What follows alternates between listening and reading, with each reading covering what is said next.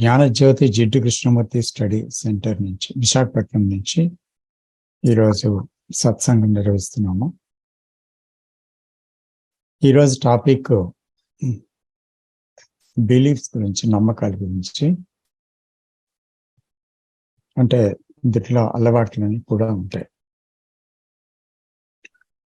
ఇది బయటికి చాలా మామూలు విషయంగా అనిపించవచ్చు, కానీ వీటి వల్ల జీవితంలో ఎన్నో కష్టాలు, నష్టాలు సంభవిస్తున్నాయి. మనసు అనేది ముఖ్యంగా ఎన్నిట్లోనో చిక్కుకొని ఉంది, దాంట్లో బందీ అయింది. కృష్ణమూర్తి గారు ఈ విషయాన్ని అనేక విధాలుగా చూపించారు. అందులో నమ్మకాలు ఒకటి.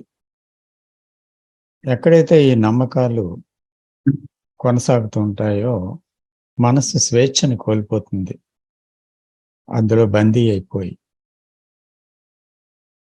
ఇందులో ఇంద్రియ సంబంధమైనవి కొన్ని ఉంటాయి, అలాగే వ్యక్తిగతమైన అలవాట్లతో ఉన్నటువంటి వ్యక్తిత్వం ఒకటి ఉంటుంది. ఇక్కడ నమ్మకం, అపనమ్మకం కూడా ఒక నమ్మకమే. దేవుడు ఉన్నాడని ఒకరు నమ్మితే దేవుడు లేడని మరొకరు నమ్ముతారు. సో అందుకని అపనమ్మకం, నమ్మకం రెండు కూడా నమ్మకాల కిందే వస్తాయి. ఆలోచన విధానాలు కొన్ని పెట్టుకొని కొన్ని పద్ధతుల్లో దాన్ని పట్టుకొనే జీవించటం అన్నమాట. ఇలా అలవాట్లలో ఎందుకు కొనసాగుతాం అంటే దానికి రీజన్ మనం చెప్పచ్చు.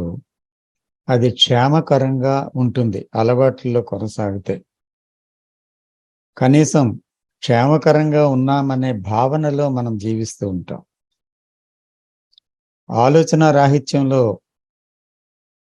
అంటే సరైన థాట్ఫుల్నెస్ లేకపోవడం వల్ల మనకేమనిపిస్తుందంటే షార్ప్గా మైండ్ ఏ విషయాన్ని చూడలేకపోవడం వల్ల, లోతుగా గ్రహించలేకపోవడం వల్ల అంటే ఒక భయరహితంగా మనం, అంటే నిజంగా భయం లేదనే ఒక భ్రాంతిలో జీవిస్తున్నాం అని చెప్పొచ్చు. ఆ ఫీలింగ్లో ఉంటాం.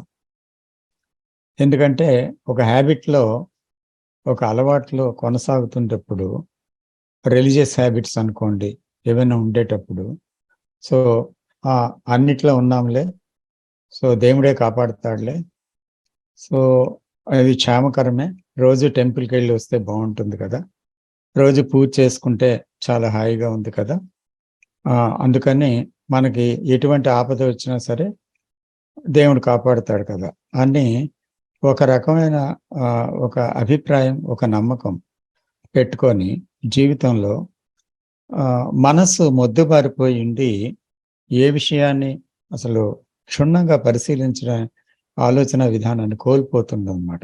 పరిశీలించలేదు. సో ఆ విధంగా మొద్దుబారిపోతుంది. మొద్దుబారిపోయి ఆ నమ్మకంలో అలాగే కొనసాగుతుంది లైఫ్ లాంగ్. అయితే అలాగే ఒక్కోసారి ఇంకో నమ్మకం కూడా ఉంటుంది. ఒక మాటని అదే పనిగా పలుకుతుంటాం, ఇది కూడా అలవాటే. అంటే చాలామంది మాట్లాడే తీరులో చూస్తే చివరిలోనో, మొదట్లోనో, మధ్యలోనో ఒక పదాన్ని తిరిగి ఉపయోగిస్తూ ఉంటారు. ఇది కూడా ఒక అలవాటే. చేత అలవాట్లను మనసు ఏం చేస్తుంది? అలవాట్లు ఉంటే మనస్సు మొద్దుబారిపోతుంది. ఆలోచనలో స్పష్టతని మనం కోల్పోతామన్నమాట. అయితే అలవాట్లలో కొనసాగటం అనేది మనస్సు తాలూకా ఒక నైజం, స్వభావం అనొచ్చు. ఒకవేళ దాన్ని పసిగట్టడం చూడటం జరిగిందనుకోండి, ఒక అలవాటుని నిరోధిస్తాము. నిరోధించి ఈ అలవాటుని బాగులేదు, ఈ అలవాటు నుంచి కొంచెం బయటపడాలి అనుకుంటూనే మరో అలవాటుని దాని స్థానంలో తెచ్చుకుంటాం. ఇది అంటే అక్కడ ఒక అలవాటు పోయి మరొక అలవాటు దాని స్థానంలో వచ్చి కూర్చుందన్నమాట. అంచేత అది ఒక యాంత్రిక విధానం. సపోజ్ ఒక స్మోకింగ్ ఉంది, లేకపోతే ఒక డ్రింక్ ఉంది, లేకపోతే ఒక టేస్ట్ కోసం ఆరాటం ఉంది. వీటిని బ్రేక్ చేయలేక ఆ కోరికలోనే కొట్టుకుపోతుంటాం. బ్రేక్ చేయాలనే ప్రయత్నంలో ఒక స్మోక్ చేసిన వాడు మరో కైనికో గుట్కాకో, అది మానేద్దామని ప్రయత్నించినప్పుడు ఇంకో డ్రింక్కో, ఆ డ్రింక్ మానేద్దాం అన్నప్పుడు మరో అభ్యాసానికో, ఇలాగా ఒకటి తీసి దాని స్థానంలో మరొకటి పెట్టుకొని గడపడం మనం చాలా మందిలో చూస్తాం.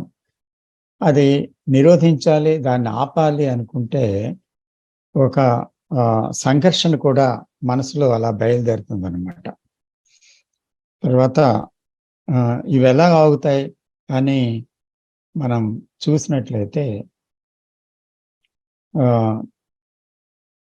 అయితే అక్కడ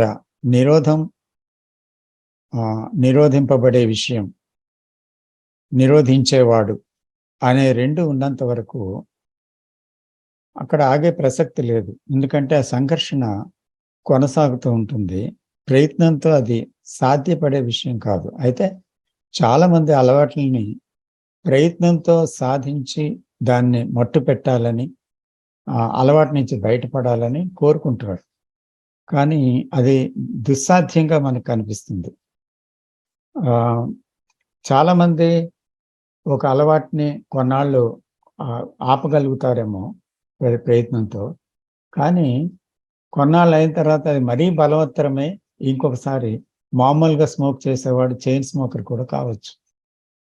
అంచేత దేన్నైనా ఒక అలవాటుని అది ఎలాగా మనం దాన్ని ప్రారంభిస్తున్నాము, అది ఎలాగ నడుస్తుంది, అది అలవాట్లో ఎలాగా మనం కొట్టుకుపోతున్నాము అనే విషయాన్ని చాలా సన్నిహితంగా, జాగ్రత్తగా, దాన్ని నిరోధించకుండా, దాన్ని విమర్శించకుండా, కేవలం ఒక ఉదాసీనమైన ఎరుకతో మనం చాలా సన్నిహితంగా పరిశీలించడం అనేది చేయవలసి ఉంది.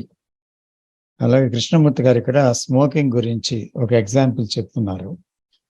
అంటే సిగరెట్ని తాగే ముందు ఒక 2 పెదాల మధ్య ఆ పెట్టెలోంచి తీసి పెట్టుకుంటారు, తర్వాత వెలిగిస్తారు, తర్వాత పొగను నిండగా పీల్చుకుంటారు, ఆ తర్వాత గాలిలోకి దాన్ని వదులుతారు, రింగులు వదులుతారు, ఆ తర్వాత దాన్ని చేత్తో పట్టుకొని విన్యాసంగా చూసుకుంటారు, ఆ తర్వాత పూర్తిగా ఆఖరి వరకు పట్టుకొని చివరికి 2 వేళ్లతో పట్టుకొని వేళ్ల కొనలతో ఆఖరిసారి గట్టిగా పీల్చి, ఆ దమ్ము పీల్చి వదిలి కిందకి పడేసి బూట్ కాలుతో నలుపుతారు. అయితే ఈ ప్రాసెస్ అంతటినీ కూడా మొదటి నుంచి చివరి వరకు మనం అది జరుగుతున్నప్పుడు చూడడం అనేది చాలా ముఖ్యమని చెప్తున్నారు. ఎందుకంటే యథాలాపంగా సిగరెట్ అలవాటు చేసుకునే వాళ్ళు ఎవరైనా అలవాట్లో ఉన్నప్పుడు కేవలం దాని యొక్క పరిశీలన అనేది ఉండదు. కేవలం అందులో యాంత్రికంగా వెళ్ళిపోతూ ఉంటారు. ఏవో ఆలోచనలతో, ఏవో భావాలతో, దేనితోనో టెన్షన్లోనూ వెళ్తారు. కానీ ఆ తాగుతుండేటువంటి ఒక విషయం మొదటి నుంచి చివరి వరకు దాన్ని చాలా సన్నిహితంగా నిరోధించకుండా, ఏ రకమైన ఆపాలనేటువంటి ఒక సంకల్పం అనేది లేకుండా, ఏమీ చేయకుండా కేవలం మొదటి నుంచి చివరి వరకు చూస్తే అది ఆగుతుంది అనే విషయం వెల్లడి చేశారు ఈ విషయంలో.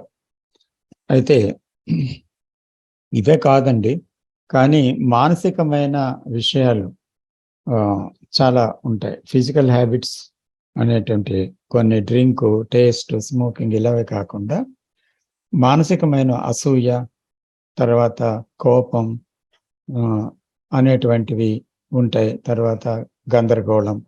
దేన్నైనా పొందాలనేటువంటి బలమైన ఈ కోరిక ఒకటి ఉంటుంది. అది ఒకటి మాటమాటికి వస్తుంది. అయితే వీటిలో కలిగేటువంటి చిక్కులు, దానివల్ల దానిలో కలిగేటువంటి వాటి ప్రభావాలు, తర్వాత పరిణామాలు, ఇవన్నీ చూడాలి. కానీ అలా చూడటానికి ఆటంకం కలిగించేది ఒకటి ఉంటుంది. అదేంటి? అక్కడ కాలం అనేటువంటి విషయం. అదేంటంటే నిదానంగా కొంత సమయం తీసుకొని అక్కడ రేపు చేద్దాంలే, మంచి రోజు చూసుకొని ప్రారంభిద్దాంలే, సో ఇది అయిపోని తర్వాత ప్రారంభిద్దాంలే అని ఏదో ఒక తలంపు, అంటే ఒక వాయిదా వేయటం అనేది జనరల్గా మనసు ఒక ఏదో ఒకటి ఇలాగా ఒక భ్రాంతిలో పడవేస్తుంది, వాయిదా వేస్తూ. ఇదే కాలం అంటే. అయితే ఏ హ్యాబిట్ అయినా వెంటనే బ్రేక్ అవ్వాలి, లేకపోతే అయ్యే అవకాశం లేదన్నమాట. ఎందుకంటే దాన్ని కాలం పెట్టి తర్వాత చేద్దాం, తర్వాత జరుగుతుంది అని వాయిదా వేయటం అనేటువంటిది ఎప్పుడైతే జరిగిందో అది ఎప్పటికీ అది అంతం కాదు. అంటే అదొక భ్రమ, అదొక మనసు చేసే మోసం అది. సో సెక్షువల్ హ్యాబిట్స్ లాంటివి గాఢంగా కొన్ని ఉంటాయి. అవి మనసు యొక్క పొరల్లో అజ్ఞాతంగా ఉంటాయి. అవి సడన్గా మనకు తెలియకుండానే అటువంటి ఒక కోరిక విజృంభించడం, మనల్ని వశపరుచుకోవడం జరుగుతుంటుందన్నమాట. సో కాబట్టి ఈ మనసు యొక్క లోపలి పొరల్లో, సబ్కాన్షియస్ మైండ్లో, అన్కాన్షియస్ మైండ్లో కూడా లేయర్స్లో ఏవో బలమైన కొన్ని అలవాట్లు, కొన్ని నమ్మకాలు కూడా కొనసాగుతుంటాయి అన్నమాట. అంటే రేపు అనేది ఒకటి లేనప్పుడు, అసలు రేపు అనేది లేదనుకోండి, అక్కడ భయం ఉంటుందా? అక్కడ భయం ఉండడానికి వీలు లేదు. అంటే రేపు అంటే అక్కడ జరుగుతుందా, జరగదా, జరగాలి కదా అని ఒక రకమైన ఆలోచన వస్తుంది. అలాగా ఆలోచన ఏం చేస్తుంది? భయానికి కారణమవుతుంది. అంచేత ఇప్పుడు తక్షణం అనే దాంట్లో గతం యొక్క రియాక్షన్ కానీ, భవిష్యత్తు కానీ, ఈ రెండు ఉండవు. లేకపోతే అవాయిడ్ చేయడం కూడా ఉండదు. అంటే ఇప్పుడు తక్షణం అనే దాంట్లో ఉండేటప్పుడు, కానీ ఆలోచన ద్వారా దాన్ని ట్యాకిల్ చేసినప్పుడు రియాక్షన్ వస్తుంది, భవిష్యత్తు వస్తుంది, అది అవాయిడ్ చేయటం అనేది కూడా ఉంటుంది. అందువల్ల అటెన్షన్ అనే దాంట్లో కాలం లేదు. అటెన్షన్లో ఇప్పుడు ఇక్కడ అనేది మాత్రం ఉంటుంది. When you are attending completely with all your body, mind and all your energy together, అంటే పూర్తిగా మనం దాన్ని పెట్టినప్పుడు అక్కడ కాలం లేదు. గతం, ప్రస్తుతం, భవిష్యత్తు ఇవన్నీ కూడా మనోనిర్మిత కాలం. సో దాని నుండి బయటపడటం అనేది సాధ్యం అయితేనే తప్ప స్వేచ్ఛ అనేది లేదు. గతం నుంచి ప్రస్తుతంలోకి ఆలోచన రావడం, భవిష్యత్తులో ఊహించుకోవడం, దాన్ని పొందాలని చూడడం, వస్తుందో లేదని భయపడడం, ఇలాగా మనస్సు చరణంగా అదే విషయాన్ని తిరిగి అలాగే చేస్తుంది అనమాట. ఎప్పటికీ మనం చూస్తే మనస్సు పనిచేసే విధానమే ఇలా ఉందేమో అనిపిస్తుంది అనమాట. అంచేత అక్కడ స్వేచ్ఛ అనేది లేదు. చేత బాంధవ్యాలలో కూడా అలవాటు ప్రకారమే కొనసాగుతూ ఉంది. మనం జీవితంలో మన బాంధవ్యాలు చూస్తే అదే కోపం, మరి అలాగే భయం, అదే చిరాకు, అదే అసూయ, అదే సంఘర్షణ. ఇలాగా మనం ఒక అలవాటు ప్రకారం జీవిస్తున్నామా? తిరిగి అవే రిపీట్ అవుతున్నాయి కదా, అది అలవాటే కదా అనిపిస్తుంది అన్నమాట. ఆలోచనలో కొనసాగుతున్నప్పుడు మనస్సు ఒక పరిమితిలో బందీ అవుతుంది. ఎందుకంటే అది గతం అనేది ఎప్పుడూ ఒక పరిమితవంతమైన జ్ఞాపకాలతో నిండిన ఒక కాలం. కాబట్టి ఆ గతం నుంచే పనిచేస్తుంది. కాబట్టి మనస్సు దాంట్లో పరిమితి అనేది ఉంది. ఆ పరిమితిలో అది బందీ అవుతుంది. ఆలోచన యొక్క యంత్రాంగం, అంటే దాని యొక్క నిర్మాణం అంతటిని ఎరుకగలిగి ఉన్నప్పుడే అక్కడ స్వేచ్ఛ అనేది సాధ్యమవుతుంది. మరి ఇంకోటి కూడా చెప్పచ్చు, అలాంటి పరిశీలనలో, అలాంటి ఎరుకలో అప్పుడు అది స్వేచ్ఛ యొక్క ఎసెన్స్ అని కూడా చెప్పచ్చు, సారాంశం అని కూడా చెప్పవచ్చు అనమాట. సో ఒక అమాయకమైన మనస్సు, తాజా అయిన మనస్సు, స్వేచ్ఛాయుతమైన మనస్సు అని అనేక రకాలుగా కృష్ణమూర్తి గారు చెప్తారు. Innocent mind, fresh mind and a mind which has got freedom అనేసి. అయితే ఇవన్నీ కూడా ఒకటే. ఎప్పుడైతే స్వేచ్ఛ ఉందో అమాయకత్వం ఉంది, అమాయకత్వం ఉన్న దగ్గర స్వేచ్ఛ ఉంది, ఈ రెండు ఉన్న దగ్గర తాజాతనం ఉంది, కాలంతో బందీ కాదు. ఇవన్నీ ఒకటే పదాలుగా మనం గుర్తించాలి.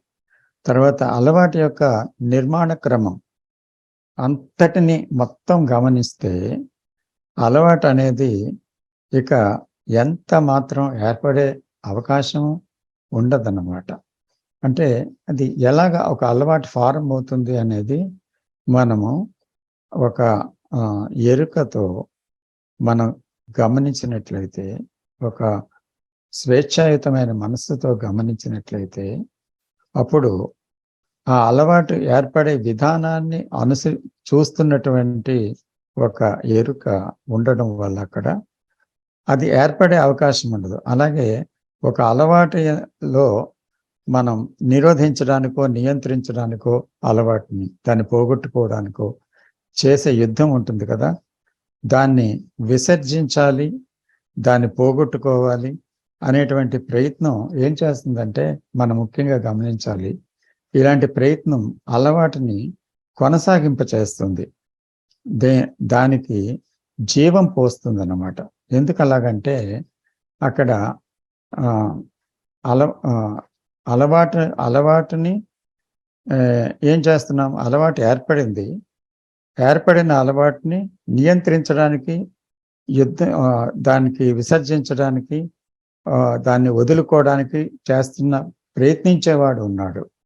కాబట్టి ఆ ప్రయత్నించే మనస్సు ఎప్పుడైతే దాని గురించే నిరంతరం ఆలోచిస్తూ దాన్ని పోగొట్టుకోవాలని ప్రయత్నం చేస్తుందో, అప్పుడు ఆ అలవాటు గురించి జ్ఞాపకం మరీ దృఢమైపోతుంది. అప్పుడు దానికి ఆ జీవం పోస్తుంది అనమాట, ఆ పర్టికులర్ హ్యాబిట్కి. దేని గురించి అయితే ఎక్కువ చింతిస్తున్నామో దాంట్లో జీవం పోసినట్టు అనమాట. చేత స్వేచ్ఛను పొందిన మనస్సు దానికి బయటనున్న దాన్ని, స్వేచ్ఛ అంటే ఈ అలవాటుకి బయటనున్న దాన్ని దర్శించగలుగుతుంది. అంటే అలవాటు లేని జీవితం, ప్రయత్నం లేని జీవితం, నమ్మకం లేని జీవితం, బయట ఏముందో మనసుకు తెలియదు. కానీ ఎప్పుడైతే ఈ గమనన అంటే రైట్ సీయింగ్ అనేది జరిగిందో, ఎప్పుడైతే ఆ అవేర్నెస్ అనేది కలిగిందో, ఉదాసీనమైన ఎరుకలో చూడటం జరిగిందో, అలవాటుని చాలా సమీపం నుంచి, అది ప్రారంభం నుంచి చివరి వరకు ఏం జరుగుతుందో మనసులో ప్రక్రియ గమనిస్తామో, అటువంటి ఒక గమనంలో నుంచి ఒక రిలీజియస్ మైండ్ అంటే ఒక ఆధ్యాత్మికమైన మనస్సు ఉదయిస్తుంది దాని నుంచి, అలా గమనంలోనే. ఎందుకంటే అక్కడ స్వేచ్ఛ అనేది పూర్తిగా సంభవించే అవకాశం ఉంది కనుక. స్వేచ్ఛ లేని మనస్సులో ఆధ్యాత్మికత ఎక్కడ ఉంటుంది? తర్వాత ఇంకొన్ని హ్యాబిట్స్ ఉంటాయి. మాట్లాడితే ఇలాగా కనుబొమ్మలు రాసుకున్న వాళ్ళు ఒకరు, ముక్కుని సరి చేసుకున్న వాళ్ళు ఒకరు, తల గోక్కున్న వాళ్ళు ఒకరు, ఇలాగా ఉంటారు. తర్వాత నోరు తెరిచి అలాగా అనే చూసేవాళ్ళు చాలామంది ఉంటారు. సో ఇలాంటి అలవాట్లు కొన్ని ఫిజికల్ హ్యాబిట్స్ ఉంటాయి. అలాగే కొన్ని ఒక అలవాటు ఉంటుంది ఏంటంటే నిరంతరం వాగే మనస్సు, చాటరింగ్ మైండ్.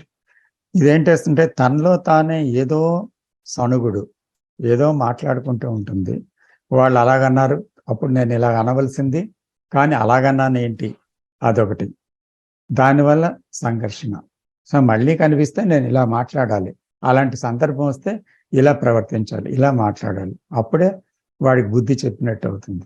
కానీ నేను తొందరపడ్డానేమో, అప్పుడు ఇలా మాట్లాడాలి, ఇలా అణుకువగా ఉండాలంటే ఇలా మాట్లాడాలి కదా, అలాగెందుకు మాట్లాడాను అని ఒక చర్చ జరుగుతుంది. సో ఈ విధంగా మనసులో అనేక విషయాల గురించి, ఇదొక్కటే కాదు, అనేక విషయాల గురించి అంతర్మథనం చేయటం, ఏదో ఒకటి సణుగుడు, ఏదో ఒక వాగుడు తనలో ఉంటుంది. అలాగే కొంతమంది చూసారంటే, ఇప్పుడు మార్నింగ్ వాక్లోనో లేకపోతే ఇంట్లోనో లేకపోతే బయట ఒకే అలా ఆపే వరకు ఏమంటే నాకు టైం అయిపోయింది, నాకు చాలా పనులు ఉన్నాయి, మళ్ళీ మాట్లాడదామండి అనే వరకు కూడా వాళ్ళు ఆపరన్నమాట.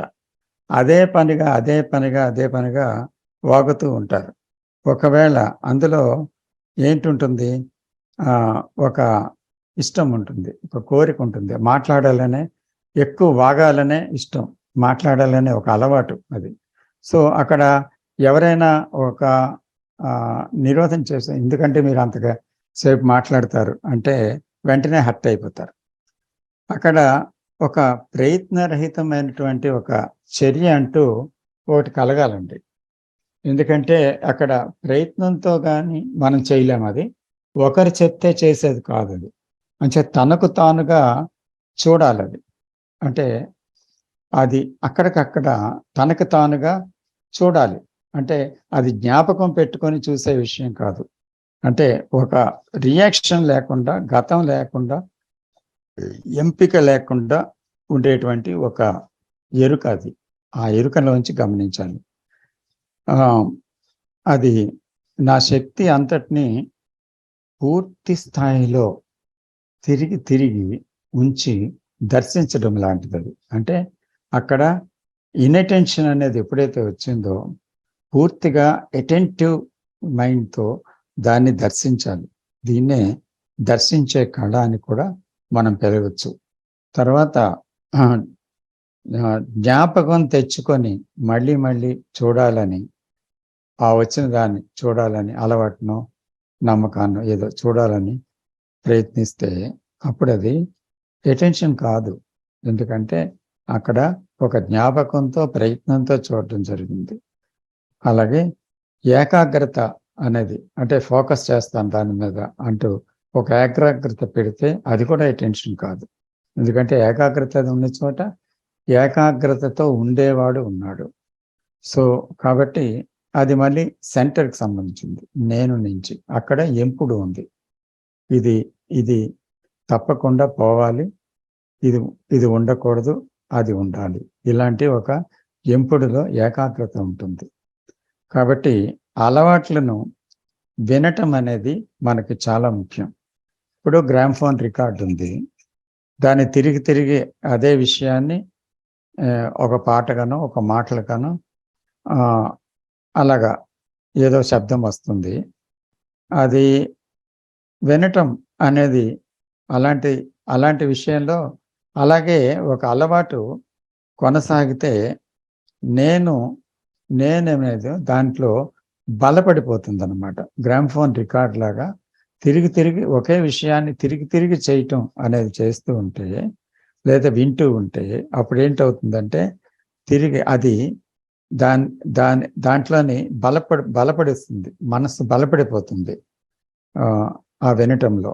తిరిగి అక్కడి నుంచే మళ్ళీ రియాక్ట్ అవుతుంది. ఎందుకంటే ఏ విషయాన్ని బాగా మనసులో పాతుకుపోయిందో ఆ విషయం నుంచి రియాక్ట్ అవుతుంది.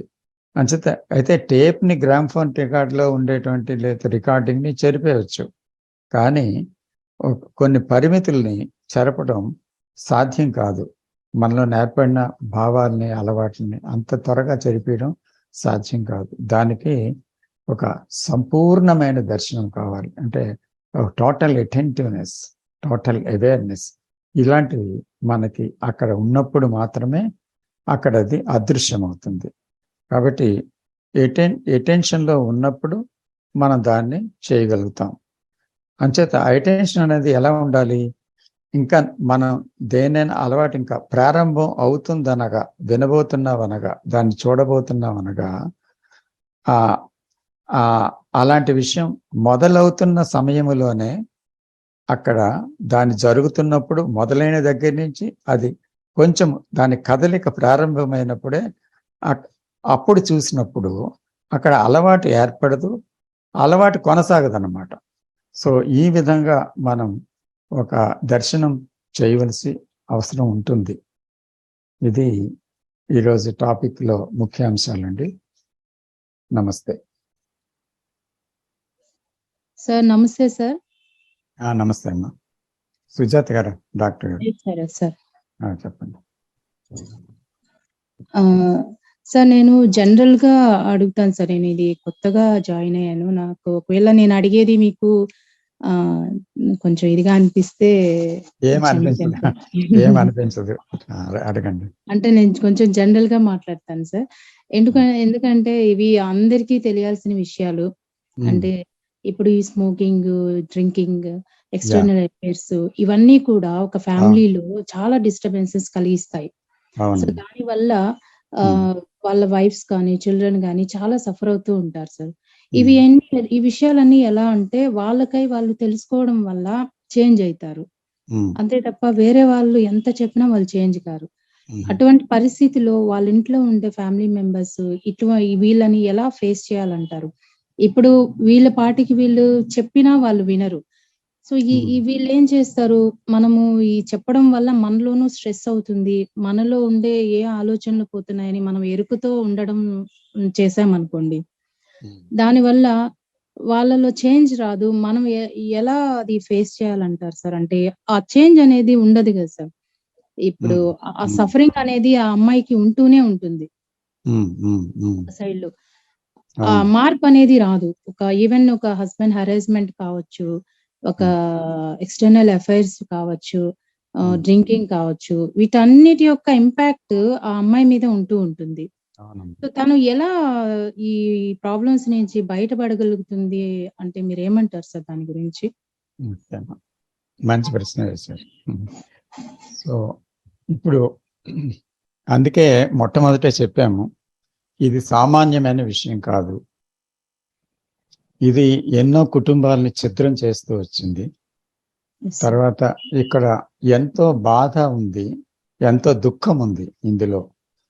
అలవాటు అనే ఒక చిన్న మాట కాదు అది, కానీ దానివల్ల చాలా చాలా హత్యలు జరుగుతున్నాయి.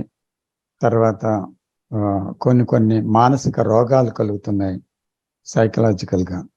తర్వాత చాలా చాలా ప్రమాదాలు కూడా జరుగుతున్నాయి. క్రూరత్వం అందులో ఉంది, అన్నీ ఉన్నాయన్నమాట. So how do I face it? If my husband or my wife is in that, how can I face it? That is the question, isn't it? Yes sir. దాన్ని ఎదుర్కోవడం ఎలాగా అనేది ఇప్పుడు మొట్టమొదటి ఎంతవరకు మనం మాట్లాడింది అలవాటులో ఉన్నటువంటి విషయం ఏంటి, అది ఎలా ఏర్పడుతుంది, ఇది ఎలాగా ఏర్పడినది ప్రయత్నం లేకుండా ఎలాగా దాని నుంచి బయటపడవచ్చు అనే విషయాన్ని చాలా లోతుగా చర్చించాం ఇంతవరకు. అయితే అలవాటులో ఉన్నవాడు అది నిరోధించటం వల్ల తనకు వీలు కాలేదని, ప్రయత్నం వల్ల తను బయటపడలేకపోతున్నానని, ఇదేదో బాగుంది ఇలాగ ఎంపిక లేని ఎరుకతో ప్రతి విషయం నేను అలవాటుని ఇలాగే దర్శిస్తే నేను బయటపడతానని అతను చూడగలిగితే నిజమే అతను బయటపడగలడు. కానీ అలాగే చూడడానికి ఇష్టపడే వాళ్ళు ఎంతమంది, దాన్ని అర్థం చేసుకునే వాళ్ళు ఎంతమంది? ఎందుకంటే అది ఒక యాంత్రికమైన విధానం అయిపోయింది. ఒక అలవాటు నుంచి బయటపడడం ఎంత కష్టమో అలవాట్లో ఉండేవాడికి తెలుస్తుంది. ఎందుకంటే ఆడికి ప్రాణం పోయినా పర్వాలేదు. చూడండి, మీరు డాక్టర్గా ఉన్నారు, చెప్తారు తాగుడు వల్ల నిజంగా నీకు క్యాన్సర్ రావచ్చు, ఇంకా కొద్ది రోజులే నీ ప్రాణం ఉంటుంది, ఇమీడియట్గా తాగుడు ఆపమని అంటే నేను ఆపలేనండి, చచ్చిపోతే చచ్చిపోతాను కానీ ఆపడం నా వల్ల కాదు అని మనసులోనే అనుకుంటాడు, నీ ఎదురుగుంటే చెప్పకపోయినా. కాబట్టి అక్కడ ఏమవుతుంది, ఒక అలవాటు అంత తొందరగా ఒకడు వదులుకోవటం అనేది దుస్సాధ్యం అనిపిస్తుంది. అయితే ఎవరైతే తన అలవాటుని వల్ల ఇంతమందికి బాధపడుతున్నాను, తన్ను తాను బాధకు గురి చేసుకుంటున్నాను, ఎంతమందిని ప్రమాదకరమైన పరిస్థితుల్లో ఉన్నిస్తున్నాను, నా కుటుంబం ఛిద్రమైపోతుంది, నా ఆరోగ్యం, నా మనస్సు అంతా పాడవుతుంది అని చూడగలిగే సెన్సిటివ్ మైండ్, అంత అంత ఆలోచించే మనసు ఎవరికి ఉంది? సాధారణంగా లేదు. ఎందుకంటే వాళ్ళ వాళ్ళ అలవాట్ల వాళ్ళు కొనసాగడమే తప్ప ఇతరుల గురించి ఏమవుతున్నారు, అసలు నాకేమవుతుందని కూడా. ఇప్పుడు పొగ తాగడం చాలా అన్నిట్లో అడ్వర్టైజ్మెంట్ ఇస్తారు, దానివల్ల ఎంత ప్రమాదమో, గుట్కా ఖైనీల వల్ల ఎంత ప్రమాదమో, త్రాగుడు వల్ల ఎంత ప్రమాదమో, ఇవన్నీ దాని మీద బ్రాండ్ ఆ మీద ముద్రించే ఇస్తారు. కానీ ఆ వల్ల ఏ ప్రయోజనం, ఏమైనా ఆగుతున్నారు ఎవరైనా? ఎవరు ఆగటం లేదు. కాబట్టి సెన్సిటివ్నెస్ అక్కడ లేదు. ఈ తాగేవాడికి, స్మోక్ చేసేవాడికి, అలవాట్లలో ఉండేవాడికి, ఫిజికల్ హ్యాబిట్స్లో, అలాగే ఒక ఉమనైజర్కో లేకపోతే ఎవరికి లేదు అది. ఎందుకంటే వాళ్ళు ఆ అలవాట్లో కొట్టుకుపోవడంలో వాళ్ళకి సౌఖ్యం ఉందనుకుంటున్నారు, ఒక భ్రమ. తర్వాత అలవాటు వల్ల వాళ్ళు భయం అనేది లేకుండా, చూడండి, భయం వస్తే బాగా డ్రింక్ చేసేయడం, కష్టం వస్తే బాగా డ్రింక్ చేసేయడం. అయితే ఏమవుతుంది, దానివల్ల భయం పోవడానికి, కష్టం పోవడానికి ఇది ఒక మందు అనుకుంటున్నారు. సో ఈ విధంగా వాళ్ళకి ఏంటంటే ఒక బిలీఫ్ సిస్టమ్ ఏర్పడిపోయింది, అంటే ఒక నమ్మకం, ఒక అలవాటు ఏర్పడిపోయింది. అయితే మీరు అడిగిన ప్రశ్న విభిన్నమైనది. ఏంటంటే అది నిజంగా చర్చించవలసిన ప్రశ్న. ఇదంతా కరెక్టే, దాంట్లో మీరు కానీ నేను కానీ ఎవరైనా కానీ ఒప్పుకోవాల్సిన విషయమే, ఇది ఫ్యాక్ట్ ఇది. అయితే ఇప్పుడు ఒక కుటుంబం ఉంది, ఆ కుటుంబంలో ఈ అలవాటు కలిగిన వాళ్ళు ఉన్నారు, ఎవరో ఒకరో ఇద్దరో ఉన్నారు. సో దానివల్ల బాధపడే వాళ్ళు ఒకరో ఇద్దరో, కుటుంబం మొత్తము ఎక్కువ మంది ఉన్నారు, తక్కువ మంది. అయితే ఆ వ్యక్తిని సపోజ్ ఒక భర్త ఆ విధంగా చేస్తూ ఉన్నాడు అంటే, ఒక భార్య ఎంతో సఫర్ అవుతుంది కదా. సో ఆ సఫరింగ్ వర్ణాతీతం, క్షణక్షణం మరణం అది. సో కాబట్టి దాన్ని ఆవిడ ఎలాగ ఎదుర్కోగలదు అనేటువంటి విషయం చూసినట్టయితే, భార్య ఎలాగ ఎదుర్కొంటుంది? సపోజ్ నేనే ఆ భార్య అనుకోండి, నేను ఎలాగ ఎదుర్కోగలను ఆ విషయాన్ని అంటే, నాలో నేను అతన్ని కట్టడి చేయగలనా? కట్టడి చేయలేను. పోనీ కోర్టులో కేసు వేయగలనా? వేయలేను. పోనీ పెద్దలకి చెప్పి దాన్ని ఆపగలనా?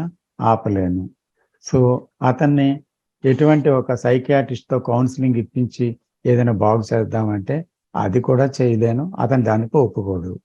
సో ఏ విధమైన ప్రయత్నము నాకు కనబడలేదు. మా ఆయన్ని నేను దారిలో పెట్టాలంటే నాకు ఒక దారి కనిపించటం లేదు, ఎటువంటి దారి కనిపించటం లేదు. ఎందుకంటే ఏ ప్రయత్నానికి వీలు పడని విషయంగా అది తయారైంది. కాబట్టి నేను భరించాలా అంటే, ఎంతకాలం భరిస్తాను అని మళ్ళీ నాలో ఆవేదన కలుగుతుంది. అంటే భరించి భరించి భరించి విసిగిపోయాను. అంటే ఇప్పుడు నాకు చావే శరణ్యమా, లేకపోతే ఇంట్లో నుంచి పారిపోవాలా, లేకపోతే ఏం చేయాలి, నేను మర్చిపోవడానికి ఏమైనా డ్రగ్స్ వాడాలా, నేనేం చేయాలి అని నా ఆలోచనలో మొదలైంది. కాబట్టి నేను ఇక్కడ ఏం చేయాలి, నాకు తోచడం లేదు. పారిపోవడం వల్ల ఏం ప్రయోజనం, చచ్చిపోవడం వల్ల ఏంటి ప్రయోజనం? సో దేనివల్ల ఏం ప్రయోజనం? అయితే నేను దానివల్ల ఎందుకు ఆలోచిస్తున్నానంటే, దీని నుంచి ఎలాగ తప్పించుకొని నేను బయటపడాలి అని ఆలోచిస్తున్నాను. కానీ నిజంగా తప్పికోలు అనేటువంటిది లేదు. మళ్ళీ ఆ జ్ఞాపకాల్లో అది ఉంది కదా, ఎక్కడ నేనున్నా మళ్ళీ ఆ జ్ఞాపకం వస్తుంది, నన్ను బాధిస్తుంది.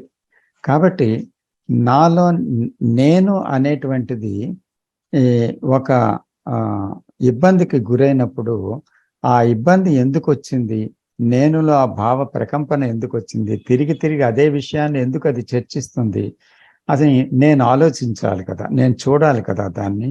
అంటే ఒక ఒక ఒక పుండు ఉందనుకోండి, ఉంటే దానికి పెయిన్ ఉంది, ఆ పెయిన్కి మందు వేస్తే పెయిన్ తగ్గొచ్చు, తర్వాత ఒక ఆయింట్మెంట్ రాస్తే ఆ పుండు నివారణ అవ్వచ్చు. కానీ ఇప్పుడు ఈ పెయిన్కి ఏ మందు వాడాలి, ఏ ఆయింట్మెంట్ రాయాలి? సో కాబట్టి ఇది ఒక సైకలాజికల్ పెయిన్.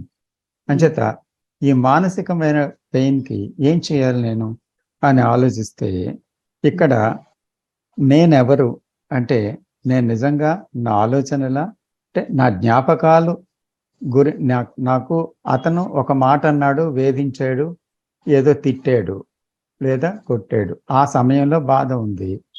కానీ అతను కొన్ని రోజులుకి దూరంగా ఉన్నాడు, నేను దూరంగా ఉన్నాను కొన్ని రోజులు. అయితే అదే పనిగా ఆ విషయాలు నాకు గుర్తుకొస్తున్నప్పుడల్లా నాకు చాలా బాధ కలుగుతుంది, చిత్రవద అనుభవిస్తున్నాను, మనసులో నరకంలాగా ఉంది బ్రెయిన్. సో ఆ జ్ఞాపకాలు నన్ను వేధిస్తున్నాయా? నేను చూసుకుంటున్నాను. ఎందుకంటే అక్కడ జరిగిపోయింది, ఆ జరిగినప్పుడు బాధ ఉంది. సో అయిన తర్వాత కూడా నాకు జ్ఞాపకం వచ్చినప్పుడల్లా బాధ కలుగుతుంది, ఆలోచన తిరిగి వచ్చినప్పుడల్లా బాధ కలుగుతుంది. అది గతంలో జరిగిందా అని ఆలోచిస్తుంది ప్రస్తుతంలో. ఇప్పుడు మళ్ళీ భవిష్యత్తులో ఏమంటుందంటే, నా జీవితం ఇలాగే ఉంటే దానికి అర్థం ఏంటి? నా జీవితం ఇలాగే కొనసాగుతుందా? ఈ నరకంలో జీవించాలా? నేను జీవించడం అవసరమా? ఈ కుటుంబంలో ఉండాలా? లేకపోతే నేను జీవిస్తూ ఉండి ఇలాగా చిత్రవద అనుభవించాలా, మరణించాలా? ఏంటి నా జీవితం అంటూ భయపడిపోయి చాలా ఆందోళన పడిపోతుంది. అంటే గతం విషయాన్ని ప్రస్తుతం అంటే అక్కడ ఆ అనుభవాన్ని ఇప్పుడు తీసుకొని వచ్చి మనసులోకి తెచ్చుకొని ఆలోచించి ప్రస్తుతంలో బాధపడుతూ మళ్ళీ దాన్ని భవిష్యత్తులోకి ప్రొజెక్ట్ చేసి భవిష్యత్తులో నేనేమవుతానని ఆలోచించి మళ్ళీ భయపడుతుంది అనమాట. సో కాబట్టి ఇక్కడ ఆలోచన ప్రాసెస్సే భయమా అనేటువంటిది ఎవరైతే కనుక్కొని దాన్ని క్షుణ్ణంగా అసలు ఆలోచన అంటే ఏంటి, అసలు హర్ట్ అవుతున్నది ఎవరు, తర్వాత హర్ట్ అనేది ఎలా కొనసాగుతుంది కాలంలో, ఇటువంటివన్నీ కూడా చాలా క్షుణ్ణంగా తన యొక్క ఆలోచన విధానంలో, బాధలో, ప్రతి దాంట్లో కూడా అక్కడ ఆలోచించేవాడిని, ఆలోచన అనేటువంటి రెండు విషయాలు ఉన్నాయని కనుక్కోవడం ఆ సమయంలో జరగాలి. ఎందుకంటే ఆలోచనని ఎప్పుడూ నియంత్రించి ఆలోచనని జడ్జి చేసి ఆలోచన తప్పొప్పులెంచి చేసేవాడు ఒకడు ఉన్నంతకాలం ఘర్షణ ఉండి తీరుతుంది, అక్కడ బాధ ఉండి తీరుతుంది. కానీ అక్కడ ఆలోచనే ఉండి ఆలోచించేవాడు అనేటువంటి నేను ఆ విషయాన్ని జోక్యం చేసుకోకుండా కేవలం అక్కడ ఎరుక అనేటువంటిది, అక్కడ ఆలోచించేవాడు అనేటువంటిది లేనప్పుడే ఎరుక ఉంది. ఎరుక ఉన్నప్పుడు ఆలోచించేవాడు లేడు. అంటే ఏంటి అక్కడ? ఆ ఎరుక అంటే ఏంటి? అక్కడ ఇష్టం, అయిష్టం, వద్దు, కావాలి, మంచిది, చెడ్డది. ఇది చాలా భయంకరమైనది, ఇది చాలా ఆనందకరమైనది, ఇది ఇలా ఉండాలి, దాంట్లో ఉండకూడదు అని ఎవరైతే జడ్జి చేస్తారో, ఎవరైతే దాన్ని విశ్లేషిస్తారో, ఎవరైతే దానిలో తప్పొప్పులు ఎంచుతారో, అలాంటి తప్పొప్పుల్ని మన ఆలోచనలో చూసి మనం ఎంచుతున్నంత కాలం దుఃఖం మనతో ఉంటుందని మనం చూడాలి. అంటే నేను చూడాలి. అంటే దాని గురించి నేను ఆలోచించి ఏమాత్రం జోక్యం చేసుకొని దాని గురించి ఎంతసేపు అయితే ఆలోచిస్తాను ఆ సిచ్యువేషన్ గురించి, అది మారాలని, అది ఉండకూడదని, లేకపోతే ఇంకోలాగా ఉండాలని అలా చేస్తూ ఉన్నంతకాలం దుఃఖం అనుభవించేది ఎవరు? నేనే కదా. కాబట్టి నా ఆలోచన విధానం గురించి నేను కేవలం చూస్తుండేటప్పుడు ఈ ఆలోచన ఎలాగా కొనసాగుతుండడంలోనే బాధ అంతా కూడా అక్కడ పుడుతుంది. అక్కడ మళ్ళీ ఒక నరకయాతన కలుగుతుంది, అక్కడ దుఃఖం వస్తుంది. ఇవన్నీ కూడా ఆలోచన కొనసాగుతున్నంతసేపు ఉన్నాయి. సో ఎప్పుడైతే ఒక ఆలోచన అనేది ఒక ఘటన జరిగినప్పుడు ఆ ఘటన జరిగిన వెంటనే ఆ ఆలోచన దాన్ని ముద్రించుకొని మళ్ళీ దాన్ని గురించి ఆలోచిస్తూ వెళ్తేనే అప్పుడు బాధ. దాని గురించి ముద్రించుకోకుండా ఉండాలి. ఒక సంఘటన జరిగింది, నా భర్త నన్ను తిట్టాడు, అది ఒక సంఘటన. అయితే ఆ సంఘటన నేను వింటున్నప్పుడు నేను ఎక్కడి నుంచి వింటున్నాను అంటే, నేను అనే భావంతో వింటున్నానా? నన్ను ఇలా ఎందుకు అంటున్నాడు, నేనేం తప్పు చేశాను, నేను ఇలాగా ఎందుకు నన్ను హింసిస్తున్నాడు అనే భావంతో నేను వింటున్నానా? లేదా అంటే కేవలం వింటున్నానా? కేవలం వినడం అంటే పూర్తి అటెన్షన్తో వినడం. పూర్తి అటెన్షన్ అంటే అక్కడ నా ఇంద్రియాలు, నా మనస్సు, నా శరీరం, తర్వాత నా శక్తి అంతటితోటి ఉదాసీనంగా వినటం అనమాట. పూర్తి అటెన్షన్ అంటే నా ఉనికి అంతటితోటి వినటం అనమాట. అలా వింటున్నప్పుడు అతను మాట్లాడుతున్న విషయానికి మనసులో ఏమవుతుందో ఆ కదలికని నేను గమనిస్తున్నప్పుడు అక్కడ అది రాలిపోతుంది. అంటే రికార్డింగ్ అవ్వదు.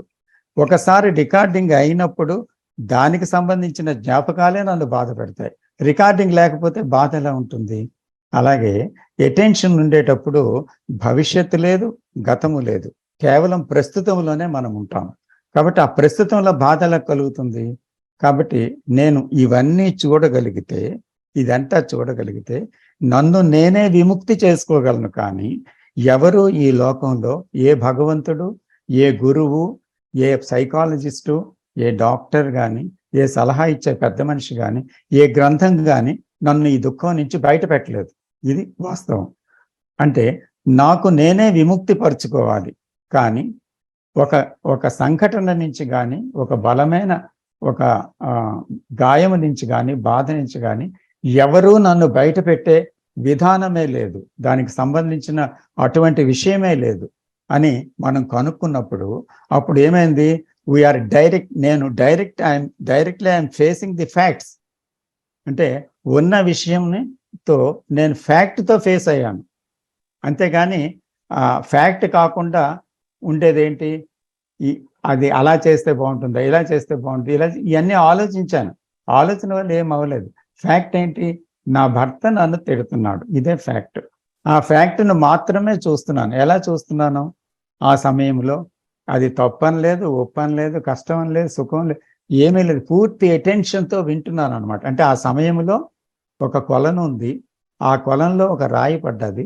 రాయి పడితే అందులోని అలలు వచ్చాయి. ఆ అలలేంటి? నాలో ఉండే అలజడి, సెన్సేషన్స్ ఆ మాట వల్ల. సో అలజడిని మాత్రమే నేను తీవ్రంగా చూస్తున్నాను. నా ఉనికి అంతటితో, నా శక్తి అంతటితో, నా నరాలతో, నా తాలూకా బ్రెయిన్తో, నా మైండ్తో, నా అంతటితో చూస్తున్నాను. అలా చూస్తున్న సమయంలో ఏమవుతుందంటే అక్కడ నేను చూడటం లేదు అది, కానీ ఒక నేను లేని ఒక స్వేచ్ఛ నుంచి నేను దాన్ని చూస్తున్నాను. ఒక స్వేచ్ఛాయుతమైన మనస్సు నుంచి చూస్తున్నాను. కానీ బందీ అయిన మనస్సు, ముద్రలతో ఉన్న మనస్సు, నేను అనే జ్ఞాపకాలతో ఉన్న మనస్సు నుంచి కాదు. అలా చూసినప్పుడు ఏమవుతుందంటే అక్కడ బాధపడటం ఉండదు, తిరిగి ఆ బాధను ముద్రించుకొని జ్ఞాపకం తెచ్చుకొని తర్వాత బాధపడటం కూడా ఉండదు. ఈ రెండు ఉండవు అనమాట. అంటే అక్కడ నిజమైన చర్య వస్తుంది. నిజమైన చర్య ఏంటి? అక్కడ వినటం. అంటే అదే నిజమైన చర్య. అలా వింటున్నప్పుడు అక్కడ పుట్టే చర్య ఒక ఇంటెలిజెన్స్కి సంబంధించింది. అంటే ఒక స్వేచ్ఛాయుతమైన ప్రజ్ఞాత్మకమైన మనస్సు నుంచి ఉద్భవించిన చర్య అన్నమాట. ఆ చర్యలో రియాక్షన్ ఉండదు, ఓన్లీ యాక్షన్ ఉంటుంది. అంటే ఆ యాక్షన్ అనేది మానసిక పరిధికి సంబంధించింది కాదు.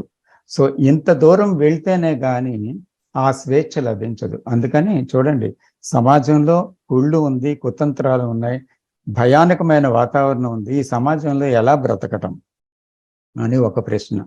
ఇటువంటి భర్త ఉన్నాడు, వీడితో ఎలా బతకటం? ఇటువంటి భార్య ఉంది, వీడితో ఎలా బతకటం? ఇటువంటి సిచ్యువేషన్ ఉంది నా జీవితంలో, దీంతో ఎలా బ్రతకడం అని అనేక ప్రశ్నలు మనసు నుంచి ఉదయిస్తాయి. కానీ ఇవన్నీ సమాధానము లేని ప్రశ్న. ఎందుకంటే మనస్సు ఇచ్చిన ఏ సమాధానమైనా సమాధానం కాదు.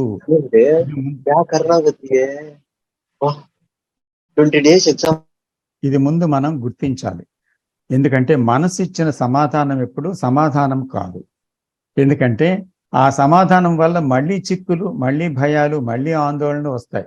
ఎందుకంటే దేనిలోనైతే ఈ దుఃఖం ఉందో, ఆ దుఃఖాన్ని పోగు చేసుకుందో, దుఃఖాన్ని కలిగించుకుందో, బాధపడుతుందో ఆ మనసు తిరిగి దుఃఖం నుంచి విముక్తిని ఆలోచించే శక్తి దానికి లేదు. ఎందుకంటే అది గతానికి సంబంధించింది కనుక. కాబట్టి అది ఆగినప్పుడే ఒక సమాధానం దొరుకుతుందన్నమాట. ఆ సమాధానం ఎక్కడ పుడుతుంది? పూర్తిగా ఆగిన నిశ్శబ్దంలోంచి వస్తుంది. ఆ నిశ్శబ్దంలో ఉన్న తెలివి దాన్ని చూస్తుంది. అక్కడి నుంచే సరైన చర్య పుడుతుందన్నమాట. అంతవరకు దుఃఖం అనేది అంతము కాదు. అందుకని దుఃఖానికి అంతం అనేది మనస్సుకి ఆవల ఉండేటువంటి ఒక స్థితి, కానీ మనస్సులో ఉండే స్థితి కాదు. కానీ మనస్సు ద్వారా దాన్ని పరిష్కరించాలనుకుంటే ఎప్పటికీ అది పరిష్కరించబడదు. ఇదేనమ్మా నేను చెప్పాల్సింది. Okay sir. కానీ అదే సార్ ఆ ఇంట్లో ఉండే ఆడవాళ్ళు ఆ ఎరుకతో చూడడం వల్ల వాళ్ళు స్వేచ్ఛాయుతమైన ఒక ఫ్రీడమ్ ని పొంది వాళ్ళు కొంత ఉపశమనాన్ని కలగొచ్చు. కానీ ఆ ఫ్యామిలీలో ఆ ఇంపాక్ట్ అనేది వాళ్ళ మదర్ ఇన్ లాస్, చిల్డ్రన్ వాళ్ళందరి మీద పడుతుంది కదా సార్. వాళ్ళని ఈ అమ్మాయి ఎలా సేవ్ చేయగలుగుతుంది అంటారు ఆ మాటల నుంచి, ఆ ఎన్విరాన్మెంట్ నుంచి? ఇప్పుడు చూడండి, సమాజంలో చాలా దుఃఖం ఉంది. కొంతమందిలో ఆ దుఃఖాన్ని చూసుకున్న వాళ్ళు మారగలిగారు. అయితే సమాజంలో మొత్తం దుఃఖం ఎలా పోతుంది? సమాజం అంటే ఎవరు? మీరు, నేను, మిగతా వాళ్ళు అందరూ. మనమే సమాజం. అంచేత మనం మారితే సమాజం మారుతుంది. కాబట్టి ముందు ప్రతి ఒక్కరు కూడా నాలో బాధ ఎందుకు కలుగుతుంది, నా మనస్సు ఏంటి అని ముందు ఆలోచించాలి. బాధ పెట్టేవాడి గురించి కాదు, బాధపడే నా గురించి నేను ఆలోచించాలి. ఎప్పుడైతే నా గురించి నేను ఆలోచించానో నేను మారుతాను. ఇదే విషయం నేను ఇంకొకరికి చెప్తాను, ఇలాగా మీరు చెయ్యండి అని. వాళ్ళు వినకపోతే మనం ఏం చేయలేం. అయితే మనం మారేమనుకోండి, ఆ ప్రభావం మనతోనే ఆగదు. ఇప్పుడు చూడండి, నేను దుర్మార్గుడినే, లేకపోతే నేను కోపిష్టినే, నేను మరొకడిని, నా వల్ల నా కోపం నాతోని, నా దుర్మార్గం నాతోనే ఉండదు కదండి. ఎందుకంటే నా చుట్టుపక్కల వాళ్ళు కూడా నా నుంచి బాధపడతారు కదా. నా దుర్మార్గంతో, నా కోపంతో వాళ్ళు గాయపడతారు కదా. అలాగే నాలోని శాంతం, నాలోని సౌమనస్కత్వం, నాలోని ఇవన్నీ ఉన్నాయనుకోండి, అప్పుడు దాని యొక్క ప్రభావం వల్ల చుట్టుపక్కల వాళ్ళకు కూడా బాధ కలగదు కదా. ఆటోమేటిక్గా దాని ఎఫెక్ట్ బయట కూడా ఉంటుంది కదా, నాతోనే ఆగదు కదా. సో అందుకని బాధ్యత ఏంటంటే నేను మారాలి, ఇది ఒక్కటే బాధ్యత.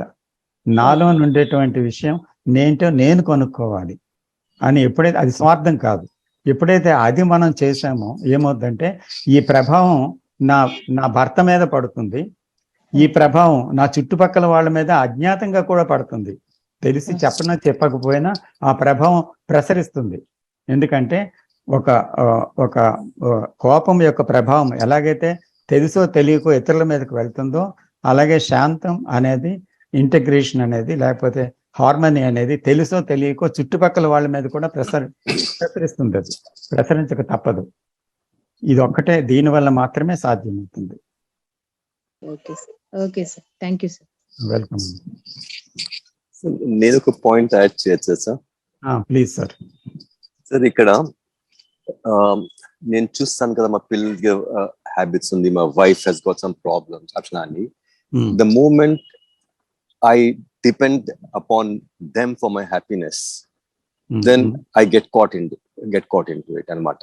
ఇప్పుడు నాకు వద్దు అంటే there's a resistance. Again, there's going to be a conflict. There's a fragmentation, there's division.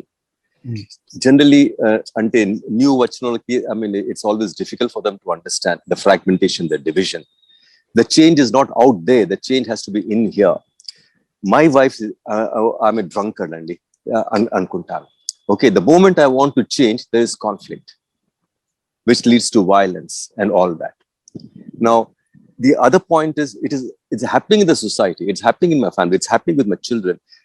Like meer cheppinatlu, when there is an attention, when I remain with that, when I attention remain, or in a understanding, I mean in terms of what Kate speaks about understanding, then there's an action out of it. Yes. I don't have to do anything. Yes. So that perception acts. How it acts, when it acts, where it acts, it's again until it's not possible. So there is so much of problems out there in the society. It is not them, and whatever is happening, fundamentally, it's basically of our habits.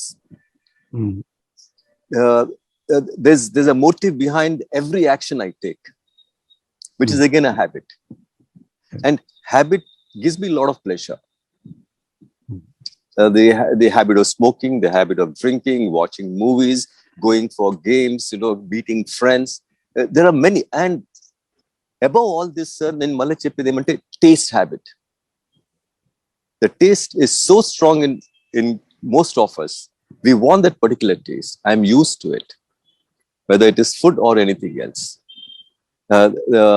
Chocolates, mana Indian sweets, jalebi, ఏదైనా కానీ the moment అట్లా మనం పోతూ ఉంటే కనపడితే we want to buy that, and we buy it also, though I may be having sugar problem, but my taste habit is so strong, it's that habit is so strong, I say it doesn't matter. So habits, psychologically, the amount of security it gives is much more than what happens in physical world.